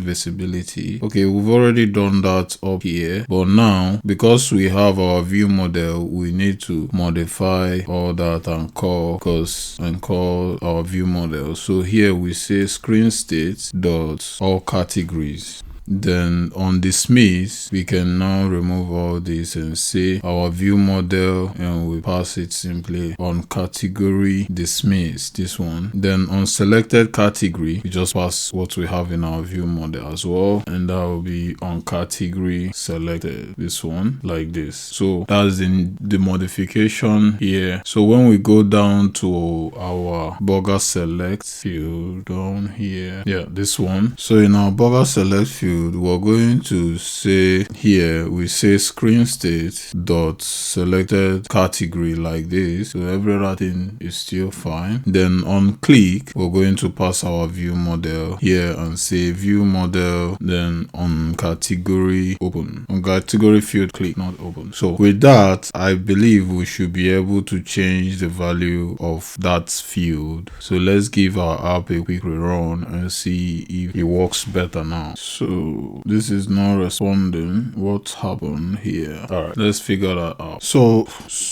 this is not responding because we have not changed the visibility condition, because we're taking everything from our view model, not the initial states that we were collecting earlier. So here we're going to call our screen state dot is dialog open, like this. So with this now, our dialog is supposed to open. Let's give that a quick rerun and see if our dialog will open as it's supposed.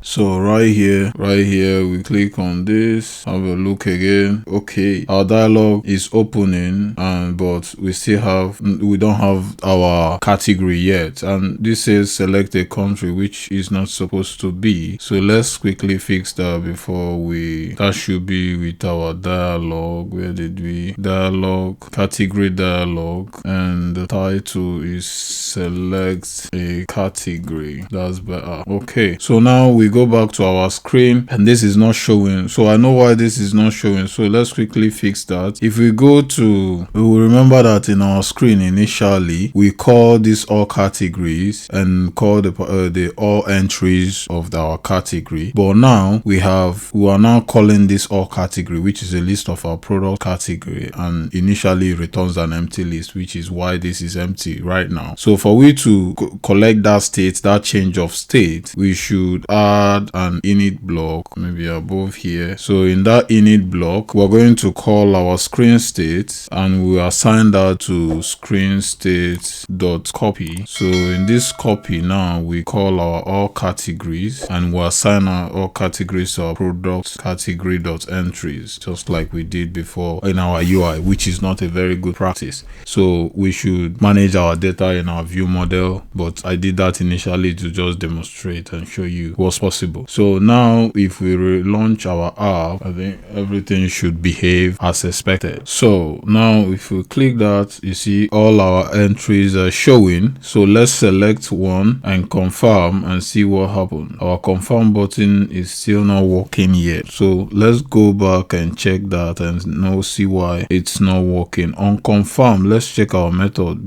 initially. On category selected, we'll assign the category here to the selected category, and this is supposed to close this. So then if we go to our screen on our select field, which is burger select field, on click it's opened, which is true. That's on category click is open. So then the test, this is how we called our test, which is screen state dot category, which is nullable. So why is it returning null on click? It's not responding. Okay, so confirm click is not working. So let's go back to our category dialog and see selected category .let. Yeah, that looks fine. So let's check our animated visibility again and see if there is anything wrong with that. Screen state dot all country, all categories, view model on category dismiss, on selected category is on category selected. That looks fine to me. So we can just take this out to avoid conflict. confusion and all this. Okay, so let's relaunch our app again one more time. So the reason why our category confirm button is not working is because I missed in our category dialog. I just called on selected category here, and we're supposed to call the function on selected category and pass IT like this. So if we give this another quick spin, we'll be able to confirm that button, even though we won't be able to show anything on the test to replace the value of that field. Yes. So if we select buggers and confirm, it will close, but we have not read the state. We've not yet mapped the state to replace the placeholders with the actual selected category here, which we are going to do next. Okay, so and for we to do that, we have to start creating the function to collect all those the value change for all the tests in our fields. So we will start with our admin repository and create those functions. So like here, we want to be able to create the remaining functions for the title, description, and this and energy value, allergy, ingredient, and price. So let's create the function and read that so that we'll be able to add a new product. Okay, let's start by creating the rest of these functions to collect these other fields like our title, description, and the others. So where do I put that? Let me put that here. All right, so first of all, we'll start by creating a function that we'll call update title. Our update title is going to have a parameter of value, and it's going to be of type string, and here we're going to say screen state, and we'll assign our screen state.copy. Then we pass our value and assign that to, or the other way around, can still do this. We say title, assign that to the value that was entered. Then the next, let me just copy this to make us go faster, and this is going to be update description like this. Oh my goodness. And this is going to be description like that. Then the next one is allergy advice. So update allergy advice like this. Updates allergy advice. So this is going to be allergy advice. The next is going to be, what's the next one? The next one should be ingredient, and here we'll have ingredient like this. So what's remaining? We have price. So we have, what's remaining is energy value. Yeah, I haven't added that. So update energy value, and that's going to be an int, a nullable int at that. So here is going to be energy value. Then finally, I think we have price, update price, and this is going to be of type double, and here we have price like this. So these are all the remaining functions here. So now that we've created all these functions, when we map them, but first of all, we need to create the function in our admin repo. So let's go to our admin repository, and we add some other suspend function, which is create new product like this. And this create new product is going to have a variable of called product of type product. Okay, so and it's not going to return anything. Okay, so then after that, we create another function here that we're going to use to update our thumbnail. So the image download URL for our thumbnail, so that we can attach it to the right product. So let's add that here before we suspend function and say update product thumbnail, because we just added that thumbnail directly to the storage. So we need to update that in our database as well. So here this is going to have the product ID, so that we make sure we are getting the thumbnail for the right product. So string, and we'll have our download URL, which is going to also be a type string. Then this is going to return result like this as a unit, right? So here we'll go to our repo implementation and flesh that out. out. So here is complaining, implement the 2 new added members. So here in this create new product, and moving forward, we're going to be reading all this data that is entered through that form. So instead of, and we'll need to map those data accordingly, because some of the data types are not going to be the same with our Firebase, what our Firebase requires. So for we to do that effectively, I will map those items here first, so that we can just call it anywhere down the line that we need them, so that we don't keep going back remapping them all the time. So let's create that private function here. So we'll create a private function. So private function that we're going to call the document snapshot for each of our documents dot to product, right? So here this is going to inherit from the product class like this. So in the body down here, we're going to return and do that. We're going to return our product. Okay, so and this product will map all the product items that we have. Let me see if that product is still open now. So we'll just copy it so that we don't keep repeating ourselves. So I'll copy that and go to our implementation, and I'll paste that here. So first of all, we'll have, let me properly indent this. So here, this our ID is just going to be ID. So we have to remove all this. So here we're going to pass our string. So this is going to be assigned to ID. So here we're going to assign that to get string, and now we'll pass our title string like this, or we return dot or empty like this. So with the others, so I'm going to cut all this out, assign that to get string as well, and we'll pass our description dot or empty like this. Same with the others. So for our category, we're going to get the string as well, get string, and we call category dot or empty allergy advice. We get string, so that this just mapping it so that we'll get all the strings that have been passed. This allergy advice dot or empty. So for this, for energy value, we're going to pass get long, because our energy value can be in thousands, and that will be energy value dot to int. We map that to int. So this would be nullable like this. Okay, so then ingredients, we'll get string again, and we pass ingredients dot or empty. Then for our price, we'll get double, and we'll pass price dot to. We can now return, or we can return 0.0 as we did earlier. So is that everything now? So we have not mapped our product image yet. So product, is that not what I called it? Okay, we have not added image here. So var product image, and that will be a string. Okay, so that will be a string, and I think that's the last one. Okay, so here, did I say, what did I call it? Product image. Okay, so product image. So we're going to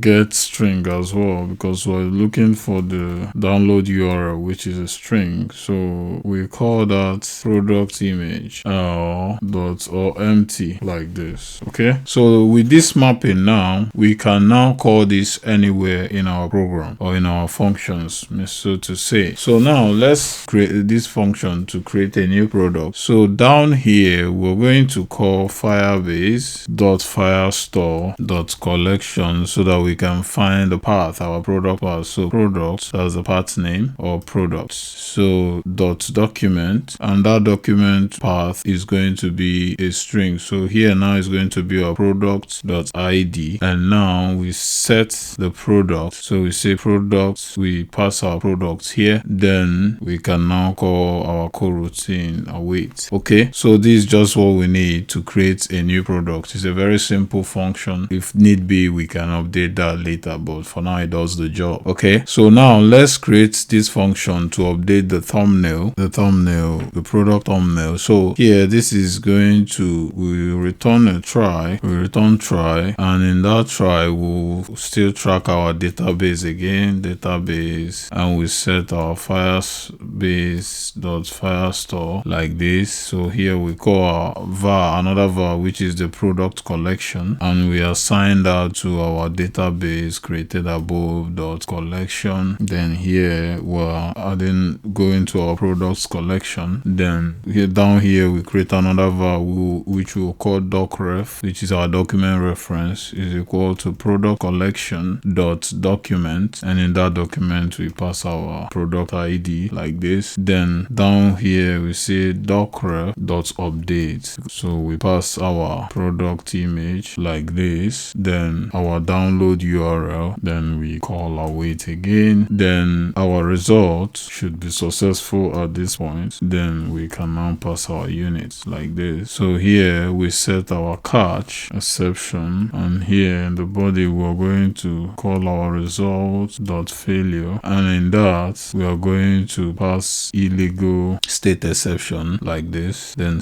give them an error message which says error while updating image thumbnail. So then we can now pass e.message like this. Okay, then we can also, so that's the exception. So that's that function done now. So let's see if we can actually validate the fields and make sure the fields are updated before we can now add our product. We can close this down. So let's go to our manage product view model. So in our manage product view model, let's collect the state of our create product state. So here we'll create, so let's say private var, and we call that create product state like this, and we say mutable state flow of type request state, and we of type unit like this. Then here we say request state dot idle, and here we say var create product state, the public one, create product state equal to the private create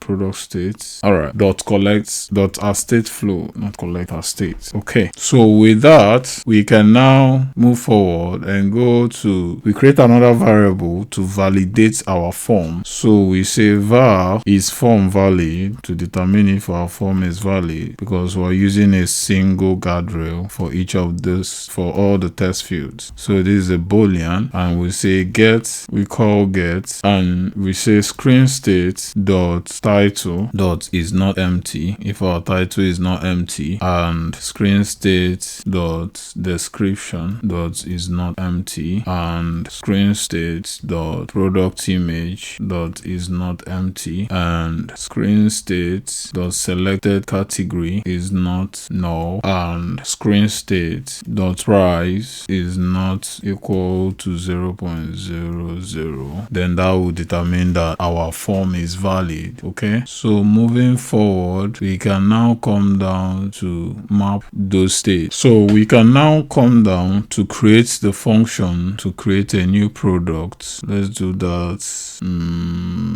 down here. So now we create another function, we call that create new product, as we did in our repo, and that will take no parameter. So down here we say if form is not valid, which is this form is valid, then we should call the private create product state dot value, and we set that to request state dot error, showing that the user have not completed the form. So we say please complete all required fields. Okay, then we call our return, so to return to the idle state again. So now we come down here, we say view model, we call our coroutine view model dot launch, or view model scope. Oh sorry, I'm outside the function, that's why it's not working. So inside the function we say view model scope dot launch. So here now we use our try catch again. So in the catch section we call our e.exception, and the body will say var message equal to e.message, or we just return a message that says an unknown error occurred while creating a new product. Okay, then we call the private create product state dot value, undo that dot value, and we'll assign that to request state dot error, and then we pass our message, whatever message it is, like this. Okay, so now we have finished that catch section. Then let's, in our try body, let's call the private create product state dot value. What is this? Dot value, and we assign that to request state dot loading. It means everything has been filled, so we're trying to create a new product. So now we map all the products fields to the updated values. So here will be product to create. Let's call it that, product to create, and we'll assign that to our product. And here let's implement all the arguments. So here we have our ID, which is screen state dot ID, and here this is going to be screen state dot title, and this is going to be screen state dot description, and this is going to be, so for the category, this is going to be screen state dot selected category dot title. Okay, so now we say the allergy advice is going, or allergy advice, screen state dot allergy advice. For the energy value is also screen state dot energy value. Ingredients, screen state dot ingredient. Then price is also screen state dot price, and finally product image is going to be screen state dot product image, like this. So that's our mapping, and this is supposed to be a lowercase product. All right, so now after that we can now call, say, admin repository dot create new product, and now we pass our product to create all the items that have been received, and then we call our create product state dot value, and we'll assign that to request state dot success, and we pass our unit. Okay, so with that is our function to create the new product, as we have done. And now we can now go to our screen. So before we proceed to our screen, let's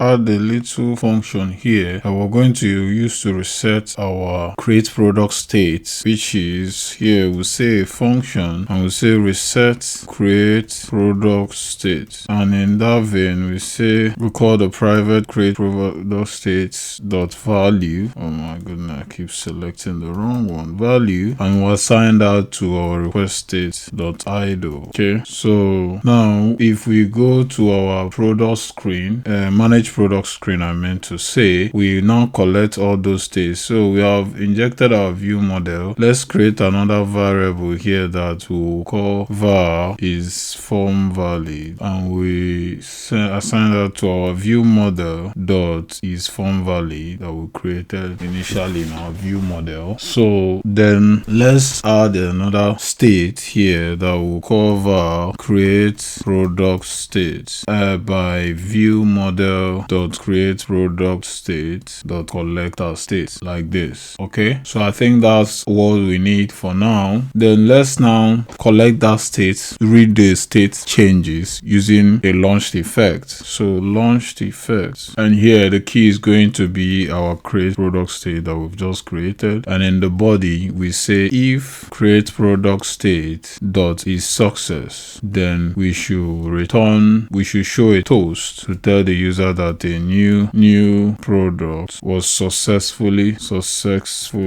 added. I missed one S here. All right, so the user will know that their action was successful. So then we can call navigate back, and also we call our view model dot reset, so that we can reset that product state back to normal. So, or then if create product state dot is error, we should also give the user another toast to say that create product state dot get error message to tell us whatever the error was. So Then let's go down now to collect the value changes for each and every one of those text fields. So down here we'll have, okay, this is our title. So the value will be screen state dot title. Then on value change, we call our view model update title, I guess, update title like this. So the same way with our description. So it's going to be screen state dot description. Then this is going to be view model update description. There's nothing like that, like this. So the next one, our text field, our select category field has been done already. Then the next one is our energy value. So for the energy value, we're going to, because it's an int, but we're going to return that int as a string. So here we'll say screen state dot energy value like this, or we return an empty string if nothing is there. Then we can now inside here call, say, our view model dot update energy value, this one. Then we say it dot to int or null like this, or we then return 0 to the user. So, and that's it. Then the next one is our allergy advice. So it's going to be screen state dot allergy advice. Here we'll have our view model updates allergy advice, this one. So after that, the next one is our ingredient, which is similar as above. So screen state dot update ingredient. Why is it not showing up? Dot ingredient, sorry, my bad. So view model update ingredients like this. Then for the price is a double. So we start with setting a condition here. We say if screen state dot price is equal to 0.00, we will return an empty string, else we should return screen state dot price. Okay, so on value change, we say, so here we pass value and we say if value dot is empty or value dot to double or null is not equal to null, then we should return view model dot update price, and we're going to pass our value dot to double or null, or we return 0.0 again. Okay, so that's how we're going to get our price value, as we have rightly done. So with this, I guess we should be able to change. So lastly, we should set the condition for our primary button to be enabled or not. So in this enabled, we are going to say if its form is valid and it's not create product state dot is loading, that means there's nothing else loading like updating our picture, then we should enable our button, our primary button. Then on click, we should say view model dot create new product like this. Okay, so with this, I guess we're good to go. So let's give our app a quick spin and see if we can create a new product. Okay, moment of truth. All right, let's add a new product here. We say this is burger. Okay, so the title is burger and the description, let me generate some lorem ipsum. So if I copy this line for the description, paste that here. Oh, I didn't copy that well. Copy that, then select the category burger. So our category is still not displaying, so let's see if these other ones are. Paste this and paste this, and let's say 59.99.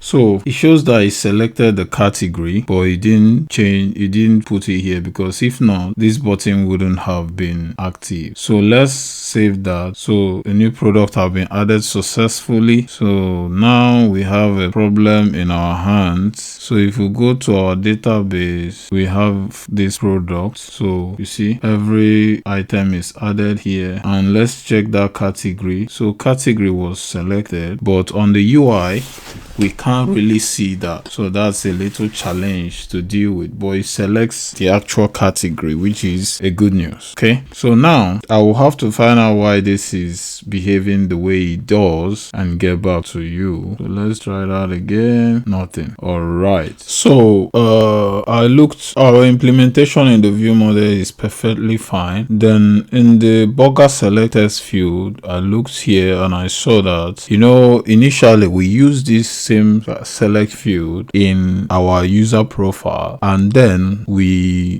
displayed the, what was it we displayed again? We displayed the country for the country picker. So we display the country flag and their title. So here we set that condition to set that async image, which is the icon for that country. Then we, if the icon and the text, then else if none of this exists, we will set a text, which is what we need for this implementation. So but here our text is set permanently to the placeholder. That is why when we select a category here, we can't see it here, but as you see, as you saw previously, when we save that, everything comes on, meaning that that particular category have been selected. But just because our placeholder here is permanently set for the placeholder, which is select category, that's why it's not moving. So now we just select, let's just copy this condition here and just paste it here, and it will solve our problem. So text.if blank, so that means no category is selected. It should give the placeholder, but if not, let it return the tests that have been taken. So let's give this a quick spin and see if that fixes it. So if we select burgers, for instance, you see it's populated just because of that simple error there, or bug I may say. So with that, we can see that we can now create a new product. We can now add a new product to our database, and now that takes us to the next bit, which is for us to be able to read those products and display them right here in our admin panel, because this is what this screen is for. So that's the next thing we'll do. So if you want to take a break, go grab a drink and come back and let's continue. So welcome back, and let's try to, this dialog, I think we're done with it, and every other thing here we will have to revisit. Okay, admin panel screen, yes, that's our next point of call. So but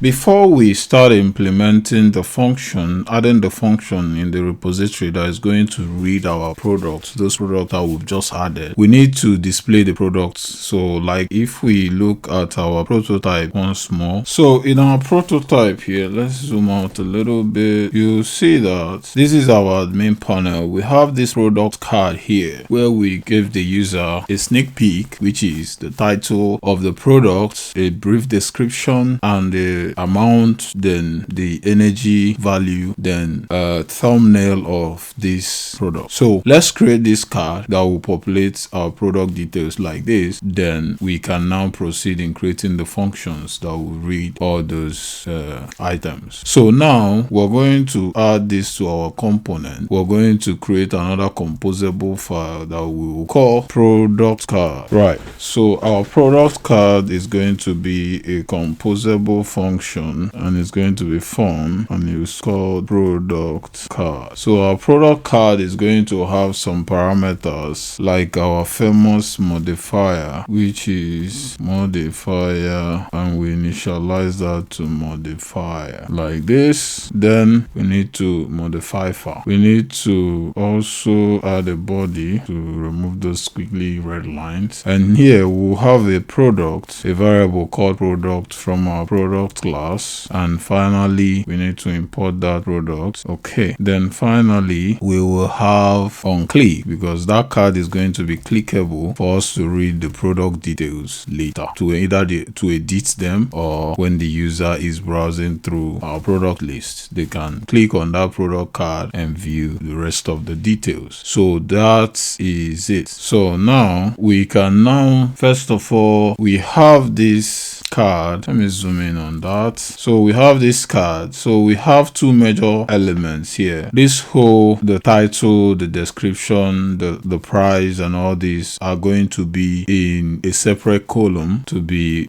like this. So first of all, we'll have these two rows. That's the row of this, all these items, and that of the thumbnail. So let's create a row. All right, let's make this a full screen. So we add a row here, and in that row, let's style the row a a bit. So here we call our modifier and assign that to the modifier that we've just created above. Right. So now we say fill max width because we want it to take the entire width of the parent. Then we can now use, let's set the height to intrinsic height. So dot intrinsic, or let's set the height dot height, right? And we'll set that to intrinsic size dot minimum. So we give it the minimum size so that it will be controlled by the size of the content. Okay, so let's clip that row and we add a rounded corner shape and we set that to 12.dp. Then down here we add some borders. So that border is going to have a width of 1.dp. Then also we have a color and it's going to be border idle, and also we have a shape and it's going to also be a rounded corner shape so that you match the external rounded corner, and we'll set it to exactly the same size. Oh my goodness, what am I doing here? Okay, so that's the border done. Then the next thing, we need to set a background, and our background is going to be our surface light, which is our light gray dot clickable, because that's going to be, so we pass our on click here, and our on click is going to be product.id for that particular product. Okay, so but we need to put this in a lambda. Okay, that's fine now. So now we have created the row that will carry those two elements, the text section and the thumbnail section. So now let's create the column for the text section. So we say column, and let's style our column also. So here our column is going to have its own modifier, and in that modifier we will be weight. You set that weight to 1f so that whatever after that, because the thumbnail is going to have a specified width, so then the text area should take whatever is remaining. And now we want to add some padding. So now in that text area we'll have a text, which is the first text, which is going to be our title text. Let's add in this. Come on, what's going on here? So this text, import text here. So this text is going to be our product.title text, so whatever the product title is, and this product title is going to have a font size dot medium, and also the color is going to be text primary because it's just going to be our standard text color, text primary. And also the font family is going to be our Oswald variable font. Then we can set our font weight because that's our title. Let's set it to font weight dot medium, nothing bogus. So, and the max line is 1. Then any overflow, in case it has a long name, we call our text overflow dot ellipsis, like this. So that will be our text. So then after that, let's add a spacer before we add the description text as well. Modifier equal to modifier dot height, set that to 4.dp, not too much. Then now we need another text here, so why don't we copy this text and just paste it down here and modify that. So let's add a modifier here as well for this text to make it to fill the maximum width. So modifier dot fill max width, like this. And also we can add that here as well, modifier dot fill max width. Then we can also add, let's make this a new line, so let's add dot alpha. So let's call our alpha dot how. Do we have, let's import alpha dot how. Yeah, so we want the description to be a little bit grayed out. So now our description, then the font size, let's make this font size regular, and the text primary, then this is okay. The font weight should be normal, not big. So the maximum line we want for this is going to be 3. Then we check out this when we show our card and see if we will require any further improvement. So let's add another space before the price here, another spacer. So in this price section, as you know, is a little bit special. So here we have the price, then we have the energy value here. So we are going to use a row to make this possible. So now we come down here again and we call another row. So the row is going to have some properties, which is using our famous modifier dot fill max width again. Then the vertical alignment is going to be alignment center vertically. Then the horizontal arrangement should be arrangement space between, because we want them to be at both end of the parent. So now to have even space. So now we're going to add another test, and I think I still have that test in clipboard. No. So let me copy this test, copy paste here. So here in this test, we don't necessarily need this modifier because we don't want it to fill the maximum width. So this is going to be price. This is going to be price, and we can include this and do that. Stop doing that. So yeah, so now we can add our pound sign and the dollar, then we add our curly braces. Okay, so like this, that's going to be how the price will show. So now this will going to be extra regular. What's extra regular again? Extra regular is 16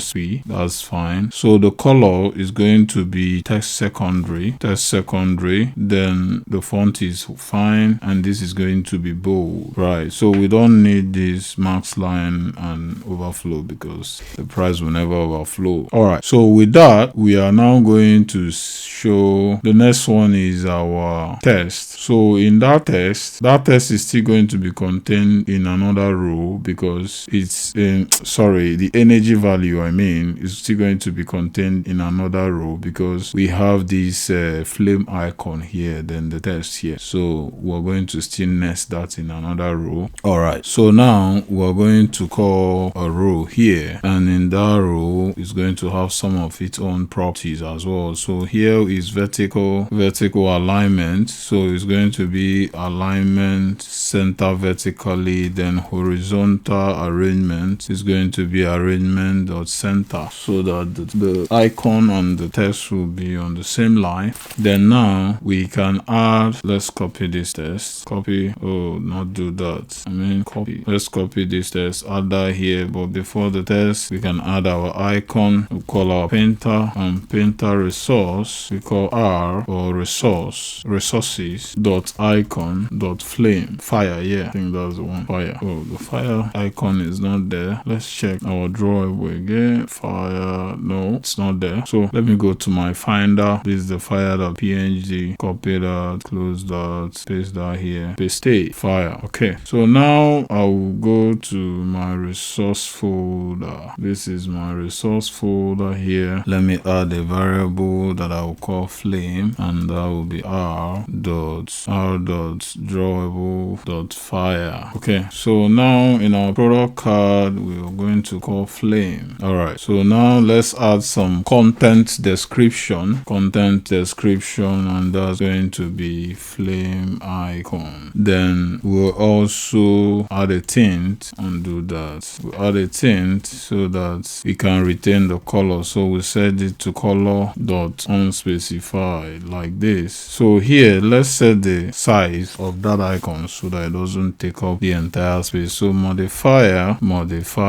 dot size, and we'll set the size to 14.dp. That should be fine. So now we have set the text axis, the text component in our first row, the original parent row. So the next thing we can do now to add our image is to, where are you? So this is the row right here. This is the row. So under here we can add our async image, and in our async image we add our famous modifier, and we set the width, and we set our width to 140.dp. Then also we set it to fill the maximum height of the parent. Okay, so now dot clip, so that we'll add the rounded corner shape, undo that rounded corner shape. So we'll set that to 12.dp, just like the parent, so that everything will look uniform. Then the border, we add some border here for this one. So the border is going to also have 1 dp width, and also we are going to add a color and call that border idle, just like the parent. And also the shape should be rounded corner shape, and we set that to 12. Okay, so with that we can now add our model, and our model is going to be image request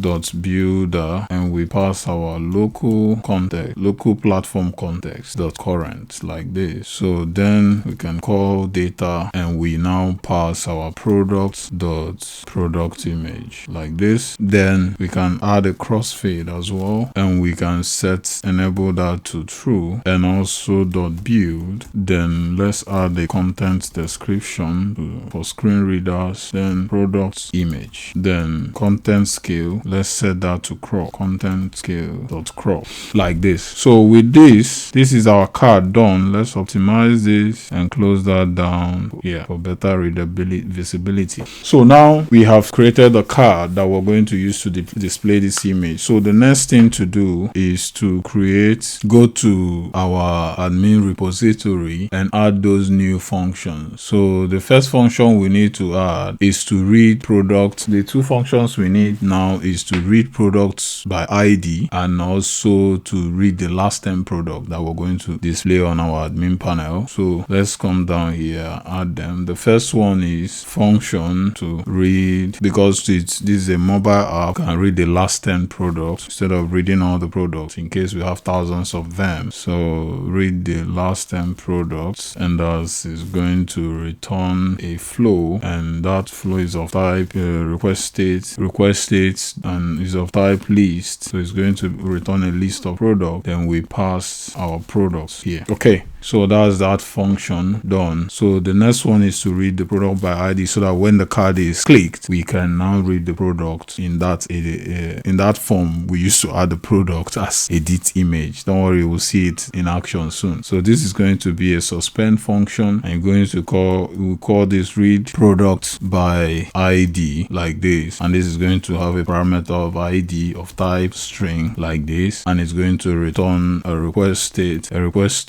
of type product, okay, like this. All right, so now let's go to our repo implementation and do like always. So here we have implement these two members, and we'll start with reading the first 10 products. So for reading the first 10 products, we're going to start with returning a channel flow like this. Okay, so here we're going to say try. We use our try catch. So let's implement the catch section before we proceed for the actual function in case there is any trouble. So here we say send, we call send. So our send is going to be request state dot error, and now we say error reading products from database like this. Then we pass the message e.message to show what actually went down. So now inside here we're going to now try to find our user. So to validate our user, and we say var user ID is equal to get current user ID. So now we say if user ID is not null, that means our user is validated. Then if user ID is not null, then we reach our database. So our database is equal to Firestore, Firebase.firestore. Then we get our document reference, and we say database.collection, and the collection path we're looking at is our products. That's where we read this from. Then .order by. So we want to order the product according to from the latest. So we don't just want to read every 10 products, but the latest 10 products that were added. So because of that, we are going to add a new variable to our products.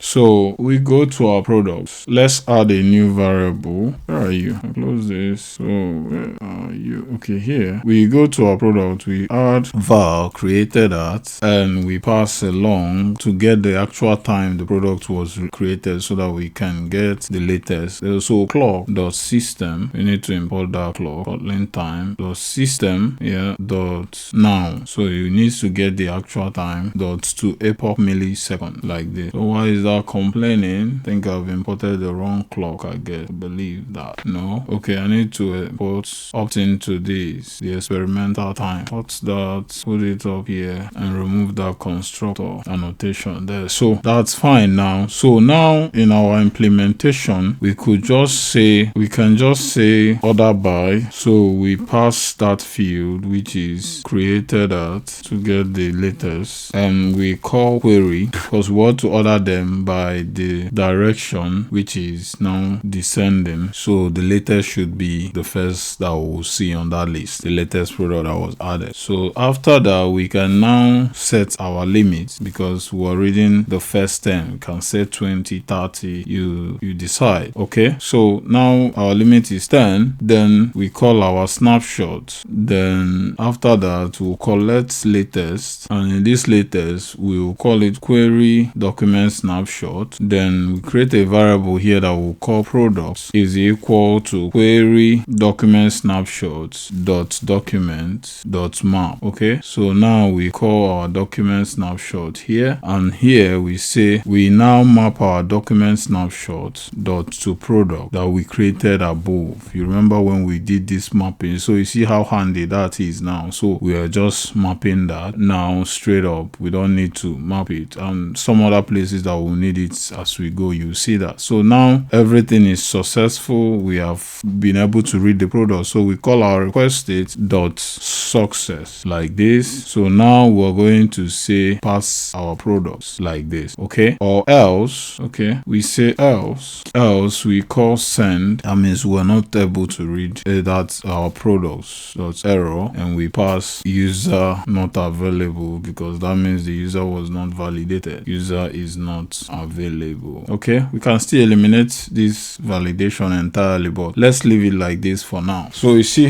how that implementation was done to read the first 10 products. So the next is to read our document, our product by ID, which is to get a particular product. So here we're going to return try again, and let's do as we did before. We get this out of the way like this, and down here we say request, we call requested dot error again, and we send a message. You say error reading selected products. Okay, then we don't forget to pass the error message. Okay, that's it for that. And in the body of our try, we call our var and products. We call this product docref. That's the product document reference is equal to Firebase dot Firestore. So we don't need that unnecessary validation. So here we will eliminate it entirely, and also we are trying to keep our code dry. Okay, products, then dot document, then here we'll pass our ID dot get to get the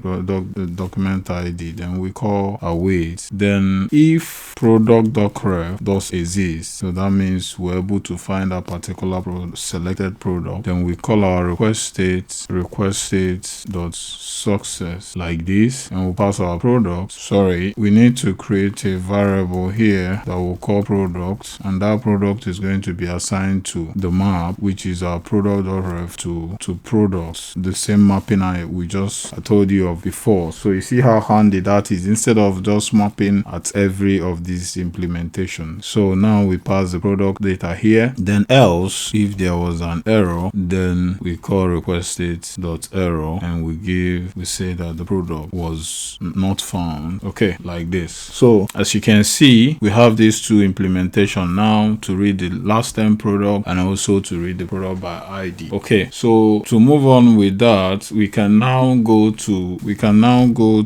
our admin panel. So in our admin panel, we don't have a view model yet, so we can now implement that. So let's continue with adding the admin panel view model here. The admin panel view model is going to be a class we'll call admin panel view model, and that's going to have a parameter which is our private var admin repository like this, and this is going to inherit from the view model class. Import the view model, and that's it. So now what we need to do before we forget again is quickly go to our repository and add that. Copy this, duplicate that for admin panel view model like this. That should be fine. So now we can now access our view model. So what we'll do now is to create a var called products, and we assign that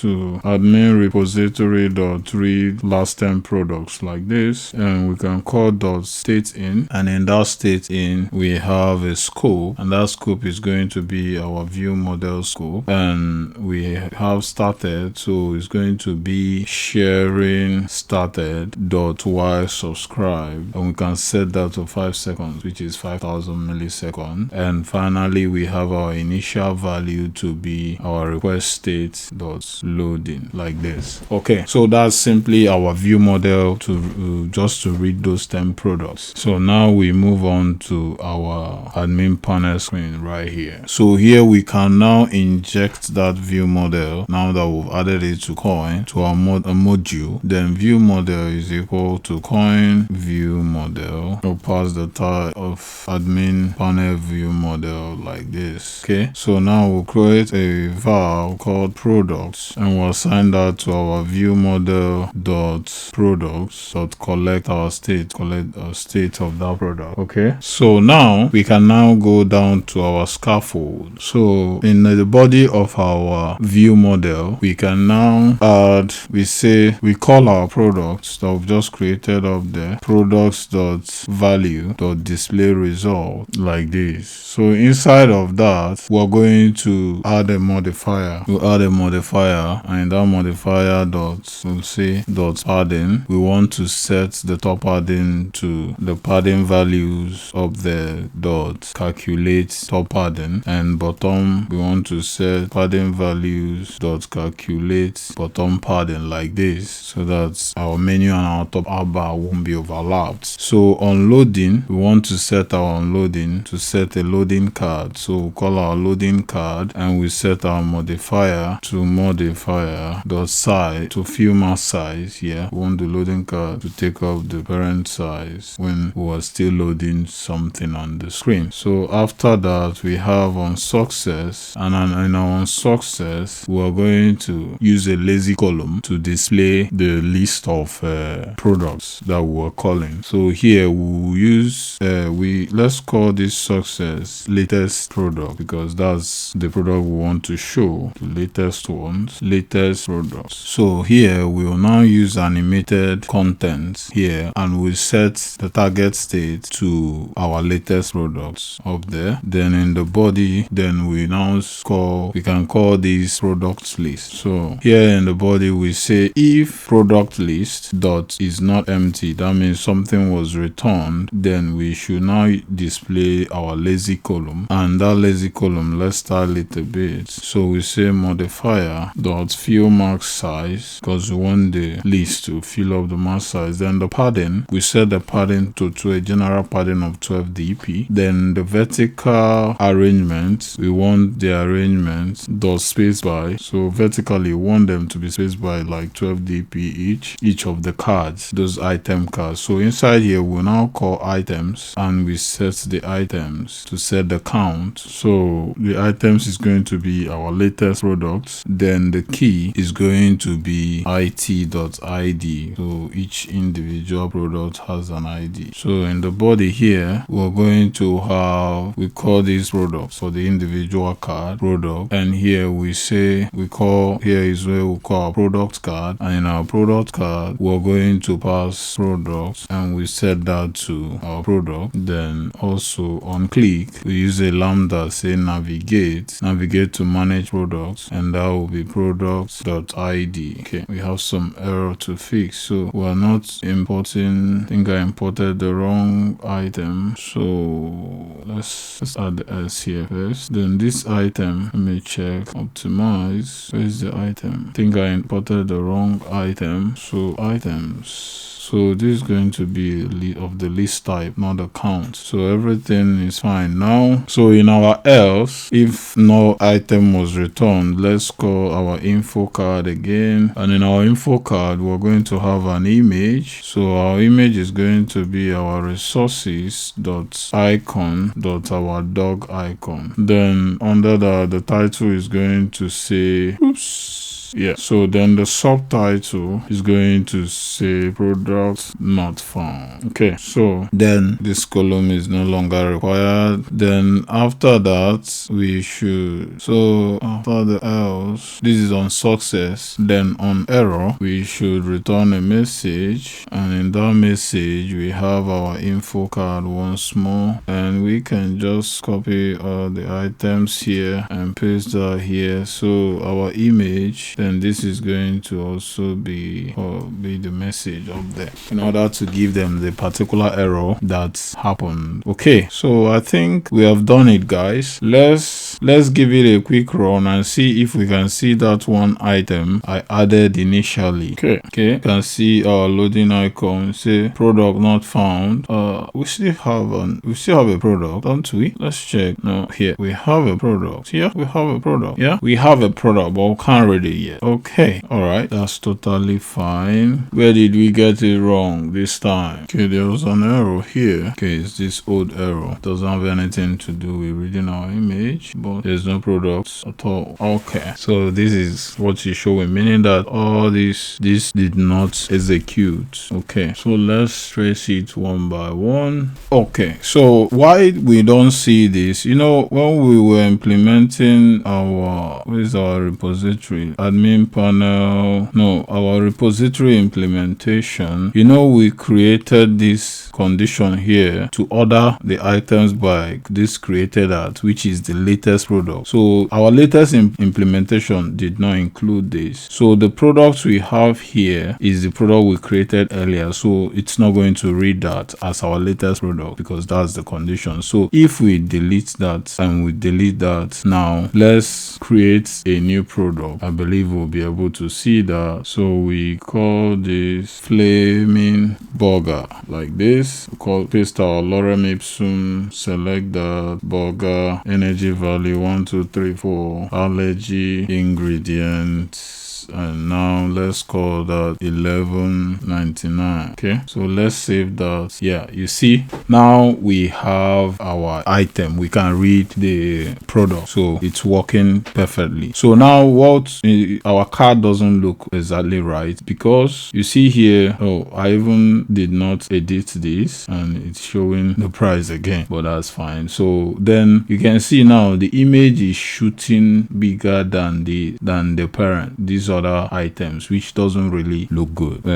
So we go to our image card, product card, pardon me. So in this product card, because we have set the height to intrinsic dot minimum, we'll set it to maximum. It's going to overshoot everywhere. Let's try that. Okay, that looks a bit reasonable. It didn't overshoot as I have expected, but maybe other images, because we don't have images of the same size. But let's correct this. This is going to be our product dot energy value, and we add that kilocalorie, which is kilocal, and we're going to remove this. Okay, so you see it's kind of squashed with this icon, which doesn't really look good to me. So let's add a little spacer here, and we use our modifier dot height or width, because this is a horizontal, it's a row. So here let's add like 4.dp there and give it a quick spin and see if that looks any better. And even though I've loaded the app again, I've decided to change this and give it a specific height, which is like 140.dp, so that we don't have surprises, so that the image can be contained. So let me rerun this app again so that we see all the effects together. Okay, there is some 140 seems to be too small. Okay, so let's check. The space between these is even small, so let's make this like 8.dp and leave this to be intrinsic height dot maximum dot max. So let's see that in action. That seems to work better, or we can increase the specific height a little bit, which I believe will also make a difference. But if we keep adding products and some other images are overshooting, then we will have to add a specific height for that. Okay, so that looks a lot better.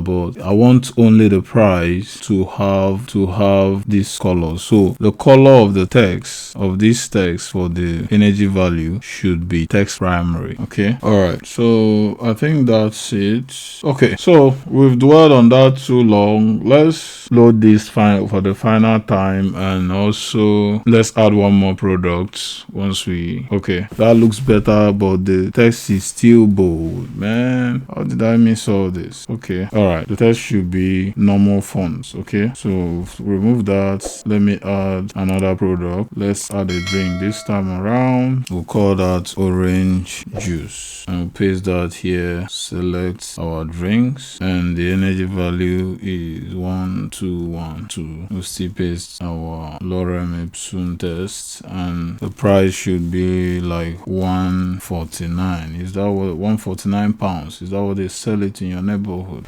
All right, so this is what I'm saying. You can see that intrinsic value, because this image is a portrait image. You see what happened there, and this is the kind of behavior we don't want. So because of that, we set the height to 140 before, and it didn't look so well because our price was hidden, right? So now let's do something else. Let's add like 150.dp. so that as a standard height. Okay, so let's give that a quick spin and see if it looks better as we want it to. Okay, it's still a bit hidden. All right, so what if we make this test like this test is extra small, and our price test is extra regular. Okay, that's fine, and let's increase it by another 10 dp and see what that looks like. So this is kind of a little disturbing, but we just have to try to make it look right. Okay, so that looks right. That's fine now. So 160 did it for us. So you check yours and see how that looks, and if it looks better than mine, or if it works better than mine. Okay, so now we are finished with that bit. Let's quickly commit that to our repo, that update. So we've done a lot of things, and I forgot to add them. So we first of all create a product and also read the product and read product by ID, I guess. So it's create a product, read last time product, and read products by ID. Okay, so that's it. The things we did in this session, and I hope so. Okay, then product card. We implemented the product card here as well. So let's commit and push that before we continue. Commit anyway, ignore the warnings, then push. All right, so we have successfully pushed that to the development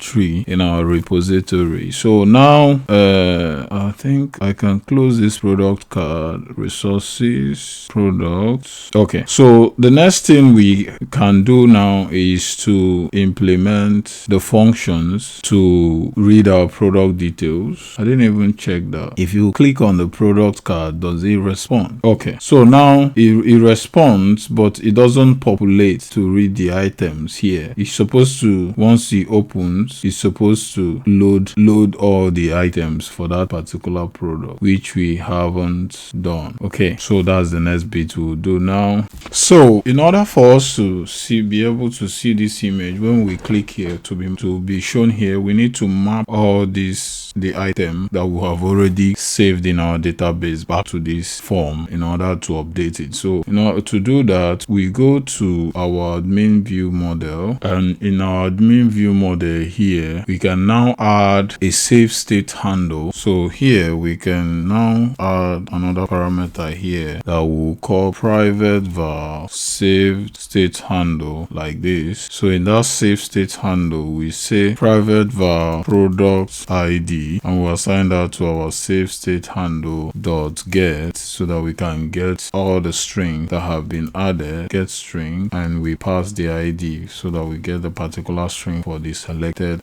product. So here, or we return an empty string if nothing is selected. So since we have done that, we can now add that in this init block, we can now map all those items since we have one init block here already. So we can say if product ID dot is not empty, okay, then we should call our view model scope dot launch, and here we say we use a when statement and say when. Here we create a variable that we can call result equal to admin repository dot read product by ID. Then we pass our product ID here. So down in the body we now say is request state dot success, then we should pass our var, we call this product equal to result dot data. Okay, so down here we say we now call original. So up here again we need to add another var, which is private var, a mutable variable. So we call this original product, which is the product that have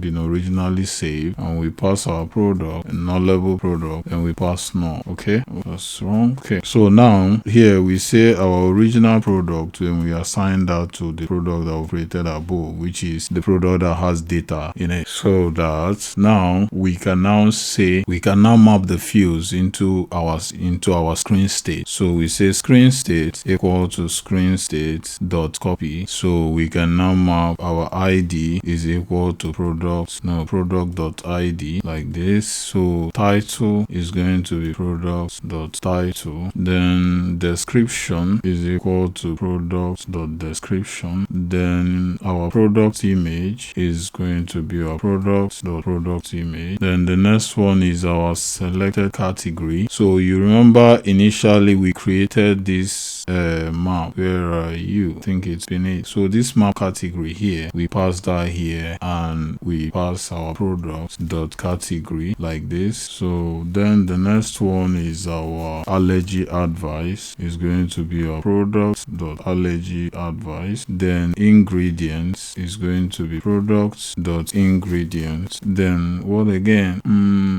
Energy value is going to be product dot energy value. Then lastly we have price equal to product dot price. Okay, so this is how we can successfully map that into those fields back. So down here we will now say update product state. No, we call our image state to update our image state because we still need that image, the product image. So request state dot success, then we pass a unit like this. Okay, so now then down here after that we say is error, is request state dot error. Then we can just pass maybe a toast, whatever, but here I will leave it empty for now. Just pass an empty lambda here. Then else we should pass a unit. Okay, so like this. So I believe if we give this a quick spin, we should be able to map that successfully. Let's see if that works. Okay, we did not get our save state, so we pass another get here. Okay, oh sorry, my bad. Okay, that was successful.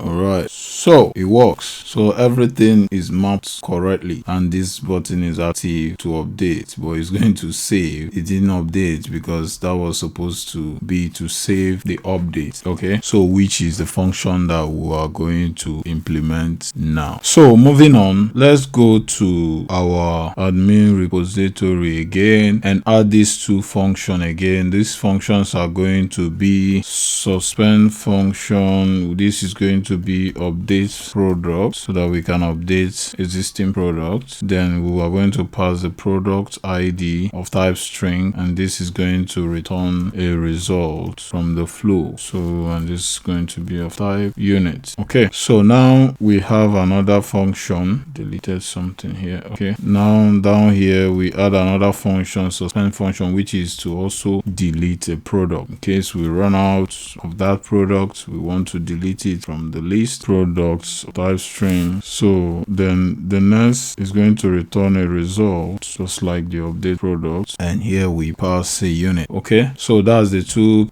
methods, these two functions that we're going to implement. So let's close this down for a moment and implement those two functions. And here down here we're going to implement this. So in that function, which is to update the product, we're going to use return our try catch, return try, and in the catch section e dot exception, and down here we're going to call result.failure because that process failed. Then here is going to be illegal state exception, and here we're going to pass error while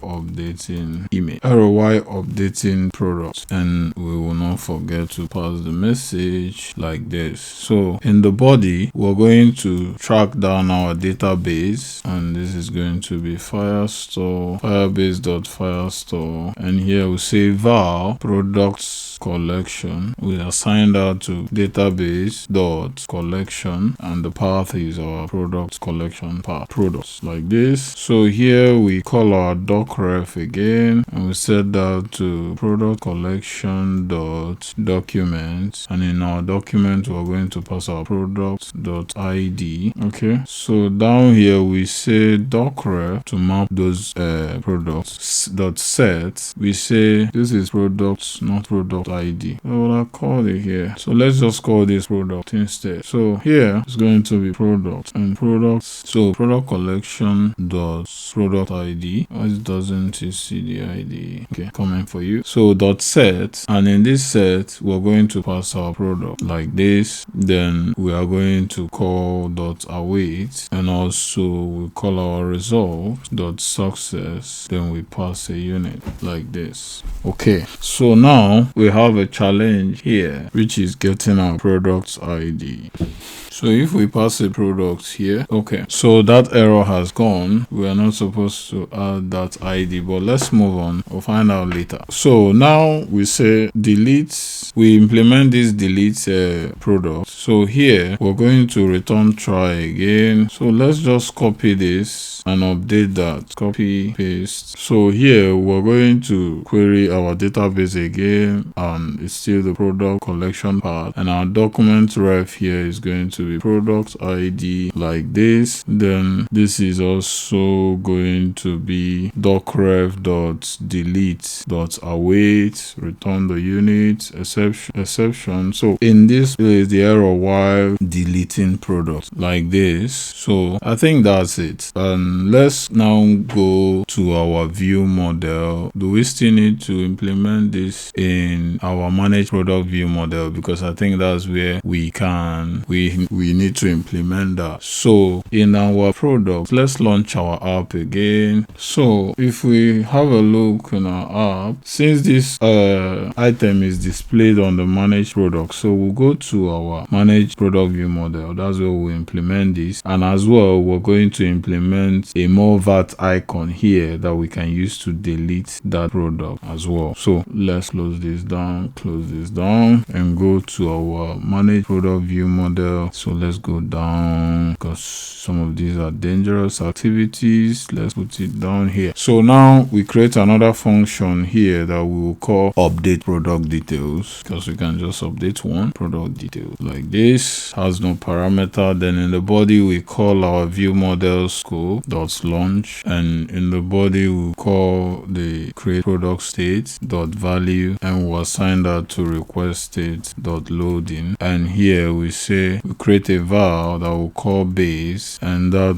base is assigned to our original product that we created earlier. So we say if base is equal to null, then that means null update. So we call our create product state dot value again dot value, and we can assign that to request state dot error, and we pass a little message that says no product loaded to update. Okay, like this. So down here we can now return at launch. Okay, so after that, if we have a product, then we can now map our product and say updated product, and we set that to base dot copy to map. So we say title, we set our screen state dot title, and here we set description, we set our screen state dot description, we set our product image screen state dot product image, manage, we set our category, and that will be screen state dot selected category. That's still nullable dot title, and we return base dot category if that's the original category still persisted. Allergy advice, we say screen state dot allergy advice. Ingredient, screen state dot ingredient. Energy value, screen state dot energy value, and price is screen state dot price. Okay, so after that we now call var, set another variable here that we're going to call results. That's the result that came back from our mapping. Admin repository dot update product. Then we now pass our the maps updated product here. Okay, why is that not happy? What does it say? So our original product here is what is a product type. Okay, so if we go ahead and call results, so let's check this again. So the update product here is of type string. Okay, that's my mistake. Okay, so if we go back here, we change the type to actual type is product, but string is expected. So if we change the type, that means we change the type here. So that's why we can now call our product.id like this. So if we go to our repository, that was changed as well. So that was why we're having that little challenge there. So we have added this result.onSuccess. Okay, so I've added this result.onSuccess here, then .onFailure we can pass throwable here, and here we call that private create product state .value set request state .error like this, and that error we're going to pass throwable .message, or we return error updating product. So that's it. So now we have created this function here to update this product details. So now when we go to our manage product screen, do we still have that open here? Yeah. So when we go to our manage product screen, we can now go to our button. So when we go to our manage product screen here, we have to set a condition for this on click. It says so that it doesn't create new products each time. So you say if id is not equal to null like this, then that means there is a product. So we can now call our view model dot update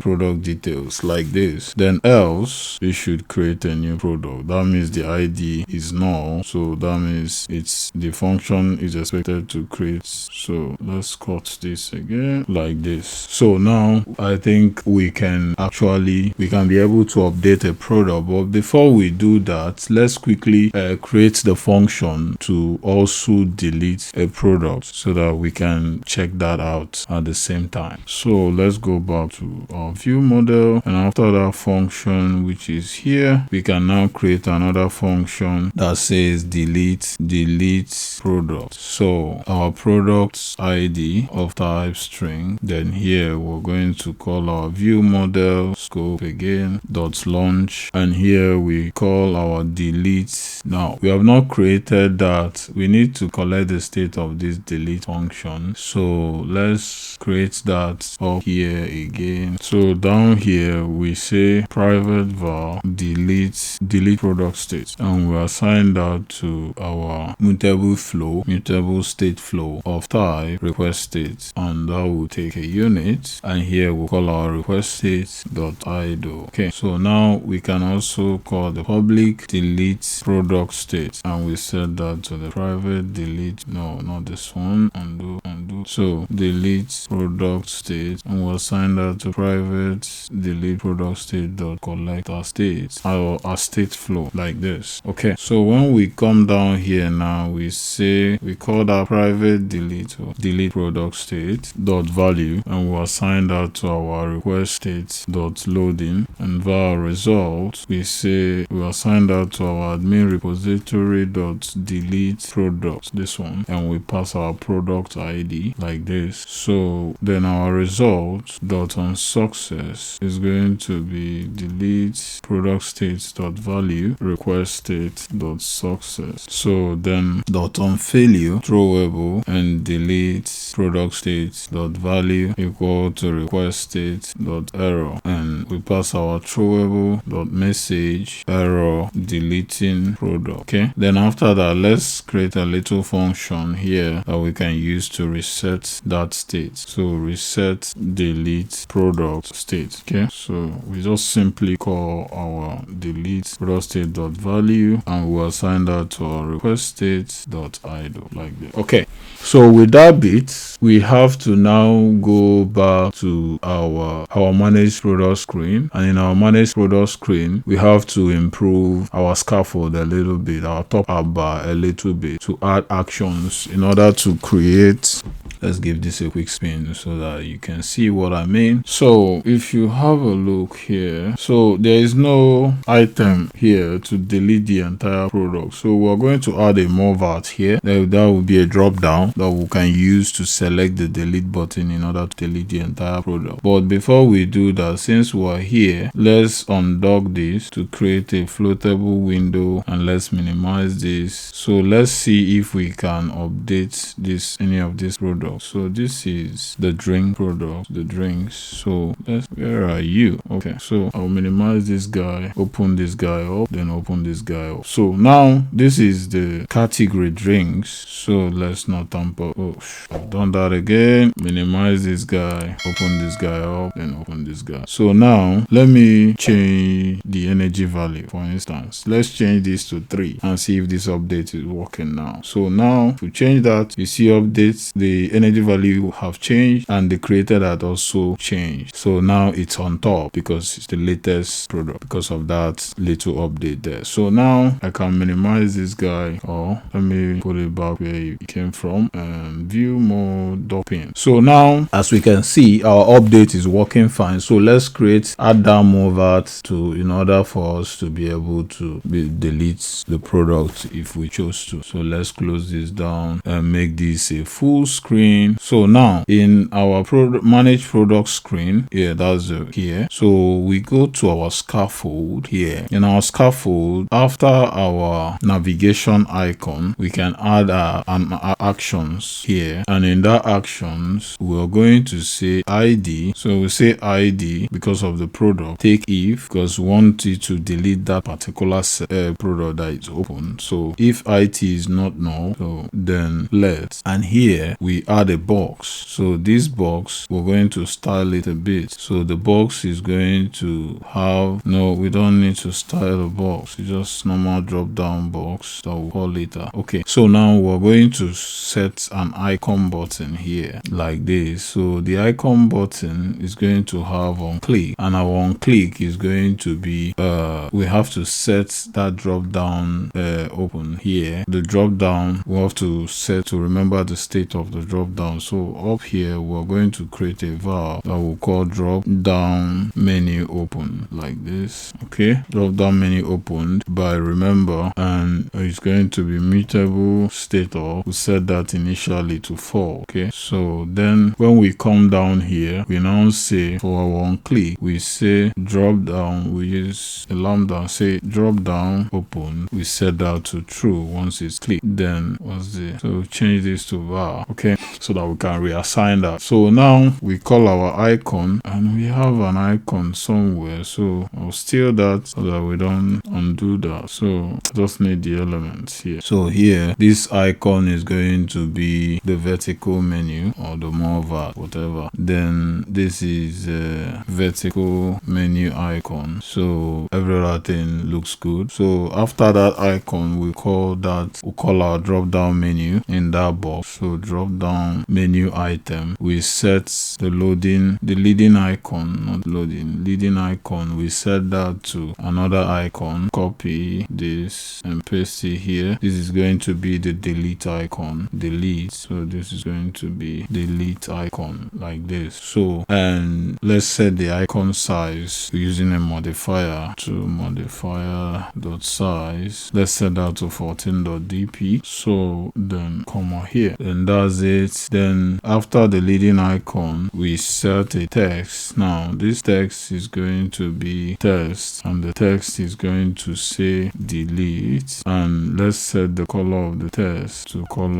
text primary like this. So after that, we now let's add on click. So the on click, we're now going to open our drop down menu and set that to true, then and set that to false once we click it, so that it will delete and close. So set that to false because we set it true here. Then we call our view model dot delete product. Then we now pass our product ID and we'll assign that to screen state dot ID. Okay, so now this is it, I believe. So to make that work perfectly, we need another launched effect here and reset our. So this launched effect, we're going to pass the delete product state. Have we created that? No, we've not collected that state here. So now we collect that state as well. So we say var delete product state by view model dot delete product state dot collect our state. Okay, so now in our launched effects, we call our delete product state as the key. Then here we say if delete product state dot is success, then we have successfully deleted that image. So we can also call our show toast and set that to product deleted successfully. Alright, so then after that, we can now navigate back, and also we have to reset our UI. So we call our view model dot reset delete product state. Then else we say if delete product state dot is error, we should also show them a toast delete product state dot get error message like this. Okay, so with that, I don't know why this is saying redundant.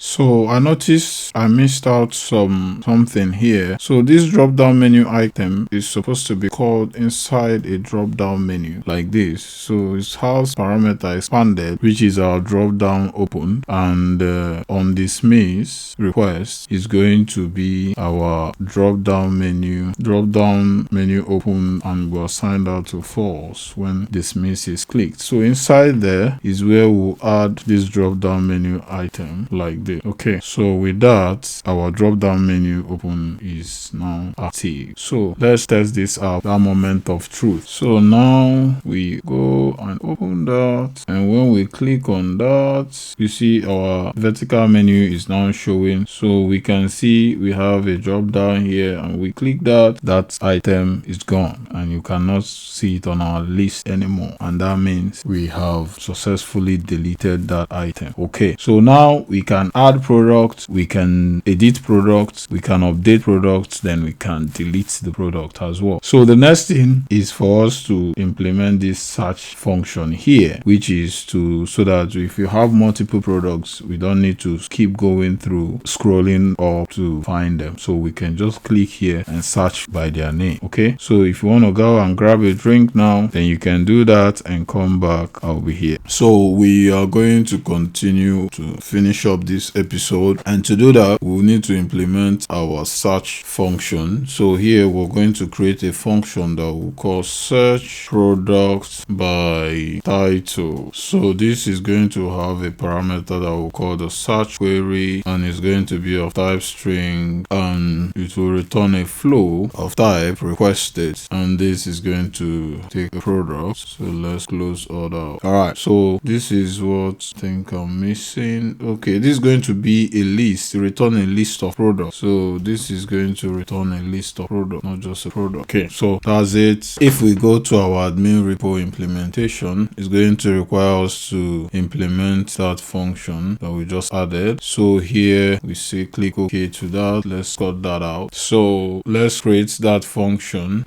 down here. So we say, so here we're also going to return a channel flow. Maybe we should just send this to a new line to make it look better. So we'll assign this to a channel flow, and this channel flow we have a try catch block, and in the catch, as you know, we're going to collect that exception, and in the body of that exception we're going to call send, and our send we call request state dot error, and that error is going to be error while searching products. Okay, and we don't forget to return the message. All right, so now in the body of our try catch, we're going to access our database again. Let me minimize that code, and let's call our document collection reference, collection ref. We say firebase dot firestore dot collection, and that is our product collection, products, like this. So under that, we now say if our search query, if search query dot is blank, that means nothing was returned, we should call send, and that send we call our request state dot success. So if we can't find anything, instead of we to allow our app to break, we should return an empty list. Okay, so if the search couldn't return, there was no search query, so we return our channel flow here. So down here under that, we're going to call our collection reference. So now if we want to search, as you know, Firebase has some limitation in the search function, which we have demonstrated in some of our other videos, but let me implement that and so that you see the difference. So here we say order by, let's say we ordered it by title. There are other third-party tools you can use to query, to return the query, because Firebase only allows nominal search. So we should return them in our sending order by the title dot start at search query. We pass search query here dot end at. So that's basically how you can perform search on. So this is going to be search query plus the end at is we use this code for the F8 okay, so that's the field value, the search query plus the end. So that's how you get the end of the search. So now the limit, as we did before, we set that to 10 so that I can only return 10 items. So then we call our snapshot, and our snapshot here will collect latest. So this is going to be our query document snapshot, and here we create another variable that we call our product, which is the product that we expect our search to return. So here we assign that to query snapshots dot document dot map, and here we name this our document snapshot again. So our document snapshot dot to product. Remember our mapping initially. Now that we have mapped our product to the document snapshot, we can now come down under that and call our send again. So this time around our request state is successful dot success. So then here we call product dot, so we pass product here actually, just like this. Okay, so with that our search function will work only if we search with the first item, which is the search query of, but you see that in action just briefly. So now we will proceed to our admin panel view model. So in our admin panel view model, we're going to listen for the state changes of our search and say we'll create a private var here that we'll call search query, and that is going to be mutable state flow, and we'll pass empty string there. So we call our public search query, we create that search. Hello guys, so unfortunately there was a technical glitch, so I didn't know my screen froze after this point. So what I actually did here was just we created this private val, passed that to a mutable state flow of an empty string for the value. Then here we created the public variable here and collected the state flow of type string, and we passed the private value like this. So then down here we called the search query and called the bounds, so that the circular progress indicator rose for like 5 milliseconds. Yeah, 500 milliseconds. I initially did this to be 5,000, but it took a lot of time even when we have a product. So I reduced that to 500 milliseconds. So, and then we called the flat map latest here and passed this and named it query here, and we set this condition that if the query is blank, that means nothing was returned. We should also return read our last 10 products, so that it doesn't just give us an empty screen, then or else then admin repository dot our search query search product by title that we just implemented. So that's the thing here. Then here we update the search query down here. So now that we have finished this implementation here for our admin panel view model, the next thing we needed to do was to implement call that in our admin panel screen. So the implementation goes like this. Since we have this search button here, instead of clicking on this search button and maybe it displays a search bar here, we did something different. So we made this to alternate with this admin panel and this navigation icon here. So the search bar have to come up on our top app bar panel. Like you can see, this is what our search bar will look like. So it takes over the top app bar instead of displacing this. So here now, the way we implemented that, you call that to collect the state of that search query that we've just created in our view model. We say val search query by view model dot search query dot collect that state. Then also to make this search bar visible, we have to remember the state. We have to remember the state of the search bar, whether it's open or closed. So now that we've created these two variables, the immutable variable search query and the immutable variable search bar visible, we come down to this, to our scaffold. So in our top app bar, we added animated content in order to make this possible, so that with the animated content we can swap this, like as you can see here. So here we set the target state to search bar visible. So as the search bar is always false originally, we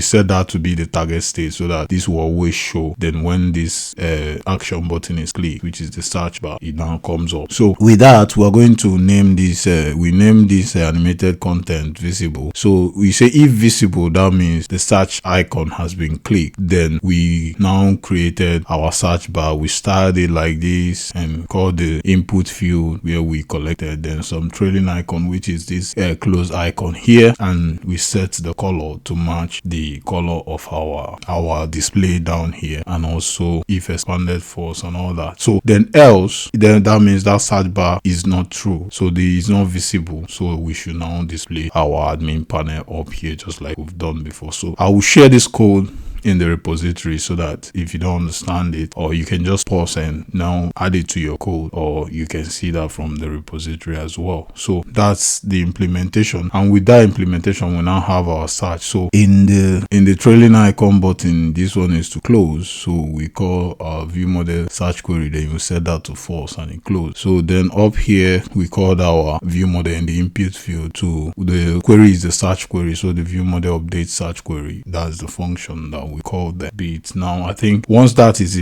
fully implemented, we can have this search bar. Then we can have this search query, and we can add some search item. You see, this doesn't exist, so it tells us oops, product not found, because so that's the condition we set to give us a loading card when the user have searched the wrong thing. So we implemented that down here. So here, once the list is empty, we will say if product list dot is empty, is not empty, then we populate with the items that were found. But when it's empty, we call our info card. So we did that initially, so that's totally fine. So then the next thing we did here was trying to, because our product title in that search icon initially we also set it to be was to search with this order by title, which is the nominal search that is allowed by Firebase. So when we created this product, if we search like this, once you search without the initial search query, like now we have French fries here, if you search fries alone, you won't be able to see anything with this implementation. So that is why I commented it out. So now what we did down here was to filter through all the products that contains the search query. So for that to be possible to search even in lowercase, we now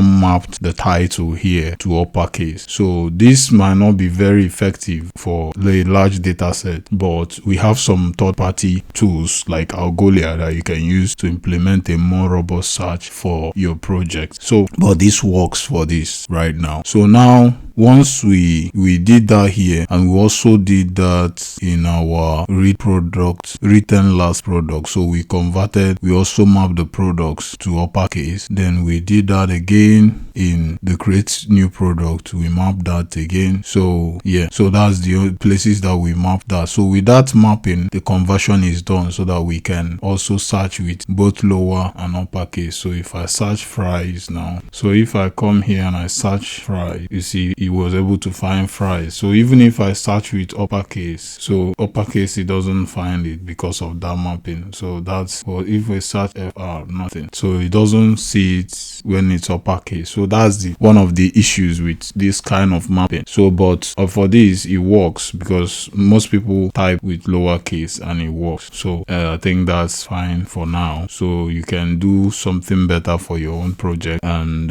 we move forward to the next. So in the next episode, we're going to be implementing the admin feature and also the button, the radio button icons that we have in our prototype. Hello, welcome back. So to wrap up this episode, we're going to add some new features. So let's look at our prototype for the final time, I guess. So if you remember, we have this switch button to determine if a product is new, popular, or even discounted. The third one I'm going to add. So we will need to implement this feature, then now implement our admin visibility feature to show who is admin or who is not admin. Then we'll wrap up this episode. So thank you for sticking around up to this point. So let's finish it up and move on to the next episode. So first of all, I've added these three variables here: is popular, is new, is discounted. So what we need to do is to also go to our admin repository implementation here. You remember the mapping we did initially, so we're going to add that here too. So we say is new, I need to add comma here. So is new, and that's going to be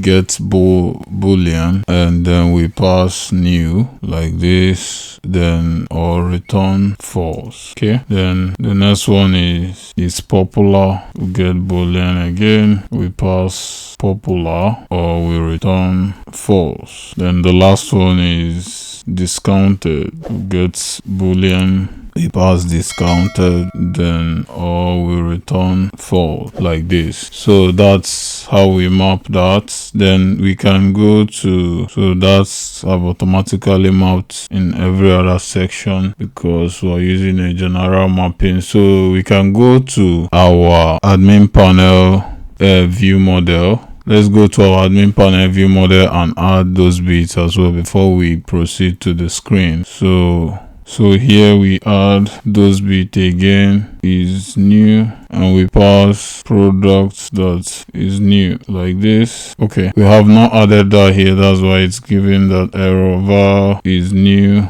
is going to be a boolean that's going to be assigned false, and we need to add our comma here. Is popular, is discounted like this. So down here you see that error is gone. So here is popular, we can find out. So product that is popular and is discounted, product that is discounted like this. So after that we can now proceed to, where again did we do our mapping? I think in create new products. Yeah, so down here we do what we've done before, is new, and it's going to be screen state dot is new, then is popular, it's going to be screen state dot is popular, then is discounted, screen state dot is discounted like this. So after that, where else did we use that? Thinking our here as well, in update product we need to add that mapping as well. So we can just copy this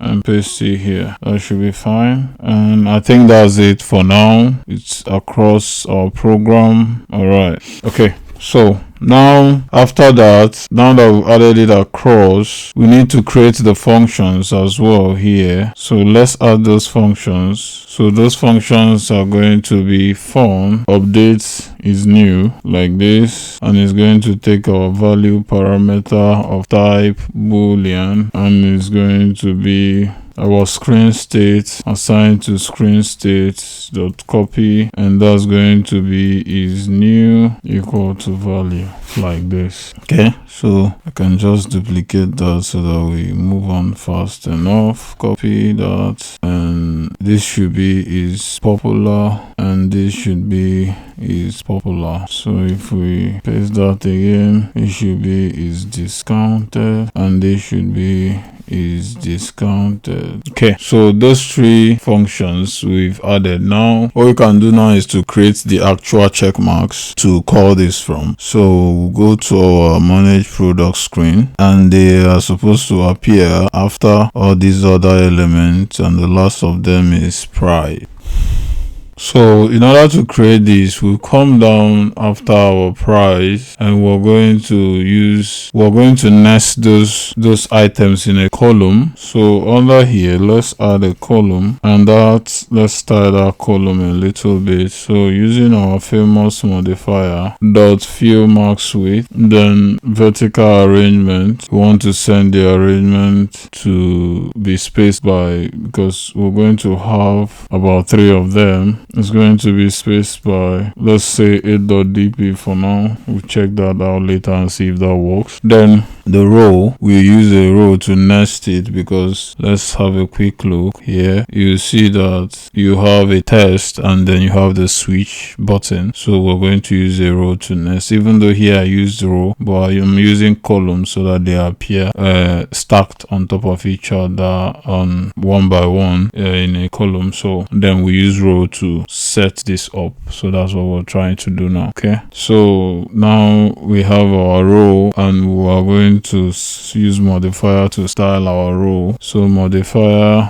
go to modifier dot fill max width, then vertical alignment, and our alignment is going to be center vertically. Then horizontal arrangement, our arrangement is going to be space between. So now we add our test, and our test is going to have a modifier. We want our test to have a padding, a start padding dot padding, and it's going to be start, and we'll set that to like 12.dp. Then we're going to now add the actual test, and that test is going to say new for the first one. Then we are the font size of our test. Let's set our font size to regular, which is 14, I guess. Font size dot regular. Then the color is going to be our text primary color like this. So then after that, we can now add our switch icon.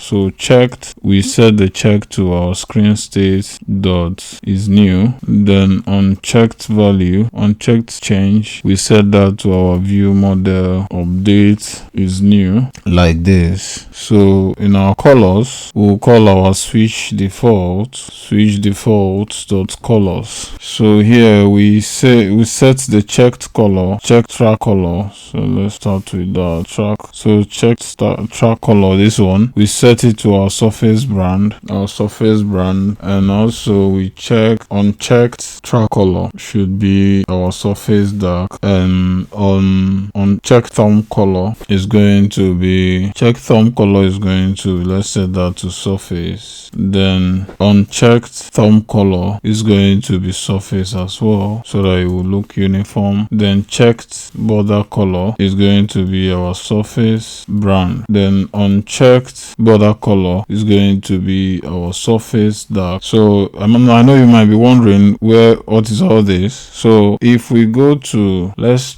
search for material 3 switch button, we'll see it has. So if we have a look, so if you check, we'll see that here we have the track. As you can see, number 1 is the track is this body color. Then the handle, which is formerly known as thumb, but Jetpack Compose still calls it thumb, so it's now called the handle, which is the handle where you used to toggle it on or off. Then the icon is this. So that's all we are trying to set the colors for. So we don't want this stick background color, because if we leave it to default, out, it will come out like this. So we want to brand it to our own color. That was why I was making all these changes. So the track color is our surface brand, which is I think yellow. Then unchecked track color is surface dark. So we'll see that in action. Well, let's duplicate this same row because we need 3 of those check marks, check rows. So we copy this whole row, copy that, and we paste that again, paste that again. So this one is going to say, where is it? Okay, this is the first one. This one is going to say discounted, and this is going to say, no, this is going to say discounted, the last one, and this is going to say popular, like this. So with that implementation, we're almost there, and we should be ready to go now. So if we check our app, let's give our app a quick run and see if that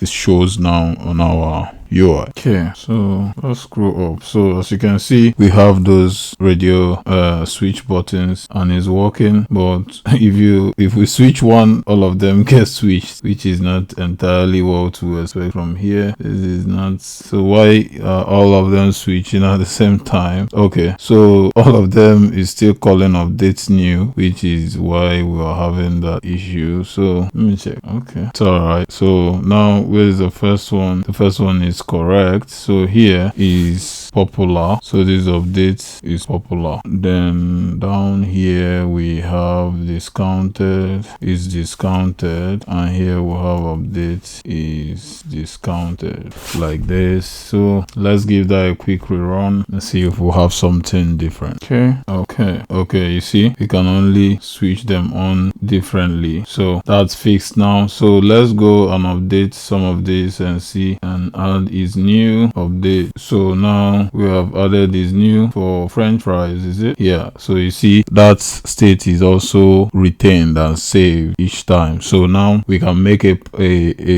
product popular, we can add it to our discounted list, you can make it show them that it's a new product which is going to come alive when we implement our product overview screen here. Okay, so let's now implement our admin feature as well. So let's start by adding into our customer data. Okay, we've added that already. We have his admin here in our customer data class. So where we'll go again is now to go to our customer repository, this one. So in our customer repository, no, not customer repository implementation, I meant to say, which is here. So here we're going to go to our create customer and add is admin. I'll set that to user dot. Okay, we don't need to add this here. Our create customer doesn't need that. So in our read customer flow, we can add is admin to our mapping down here. So here we say is admin. We call our document snapshot dot get boolean, like this. Then we add our admin field, or we return false.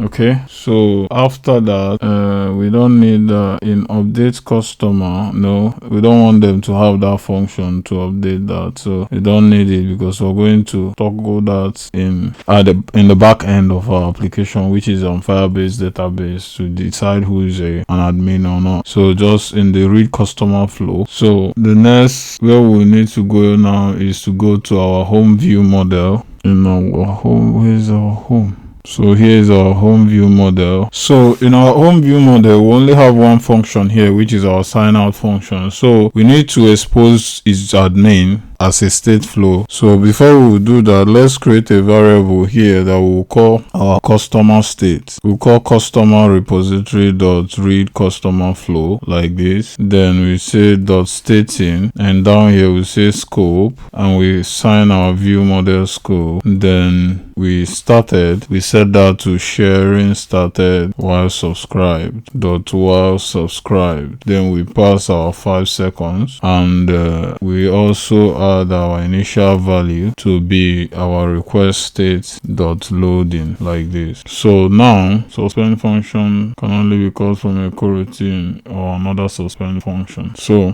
now let's ignore that for a moment. I'll come down. So now we say var is admin. We assign that to state flow. We assign that to state flow of type boolean like this, and assign that to our customer state, and then our customer state dot map. So we can call this state, and here we say if state is requested dot success, that means it has been toggled to true, then state dot data dot is admin, else we call false, that means it's not admin. So we can still pass this state in, copy, and we can pass that down here. Okay, it's my requested loading, but so here our initial value here is going to be 4. That's why it's giving that error. Okay, so now let's find out why this guy is complaining. So if we go to our customer repo implementation, so the challenge we have here is that our read customer flow is a suspend function. So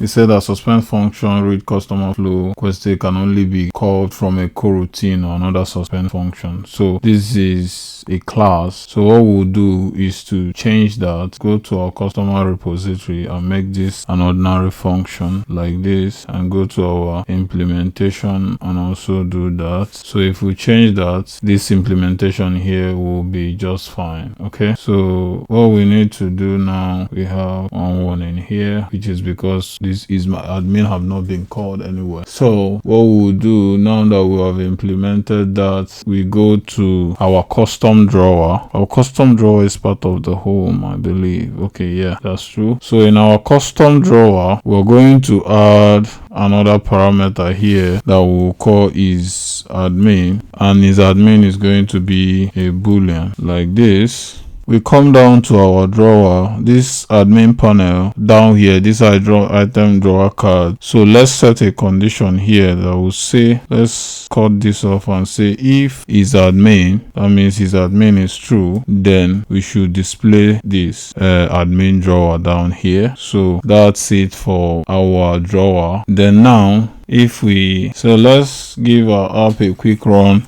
and see if that function is working. We have an error here. So in our admin panel, what does the error say? No value passed for parameter is admin for our custom drawer here. That's in our home screen. So here we're going to implement, specify the remaining item, which is admin. Then we pass the admin that we've created above. Did we add this admin here? So we need to inject our home view model, which we have done. I believe we've done that before. So now we can add another variable here that we'll call is admin to collect the state is equal to view model dot is admin dot collect our state like this. So down here, where are you? So we call is admin. So this error is due to is requesting us to change the custom drawer state of his admin to states and type boolean, because I assigned his admin here. This is supposed to be by view model like this. So you see the error is gone now. So I think if we give that our app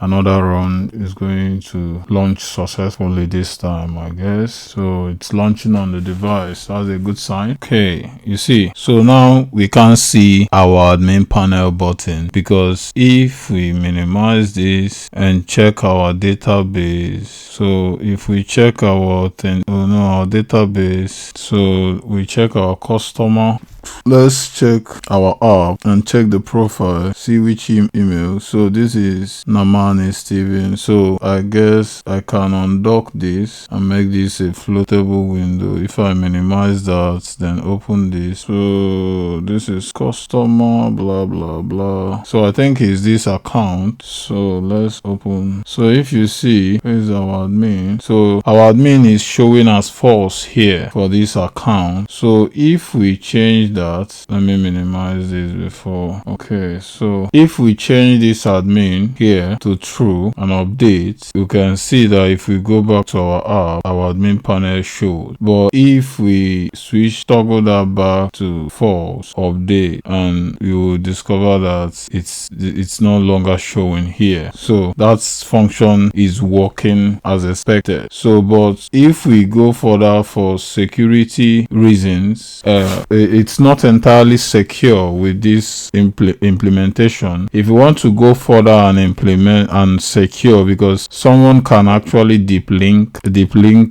our implementation and toggle that admin button on. So we can now go to our nav graph and set up in our nav graph a more robust condition in order to bounce them out if anybody tries to deep link our app and access that admin feature. So I want you to let me know if you want me to implement that function in order for us to avoid deep links to our app in the section, and I will update that in the next episode if you want me to do that. So this is the end of episode 5. In episode 6, we're going to start implementing our product overview screen, which is this screen here. Yes, I'm thinking of a lot of things to do here to change this feature or make it a scrollable feature that we can have something like this and some animations that will come later, but we'll find out in the next episode. So stay tuned, and please, if you have not subscribed, please, I urge you to subscribe, because your subscription and your reaction on this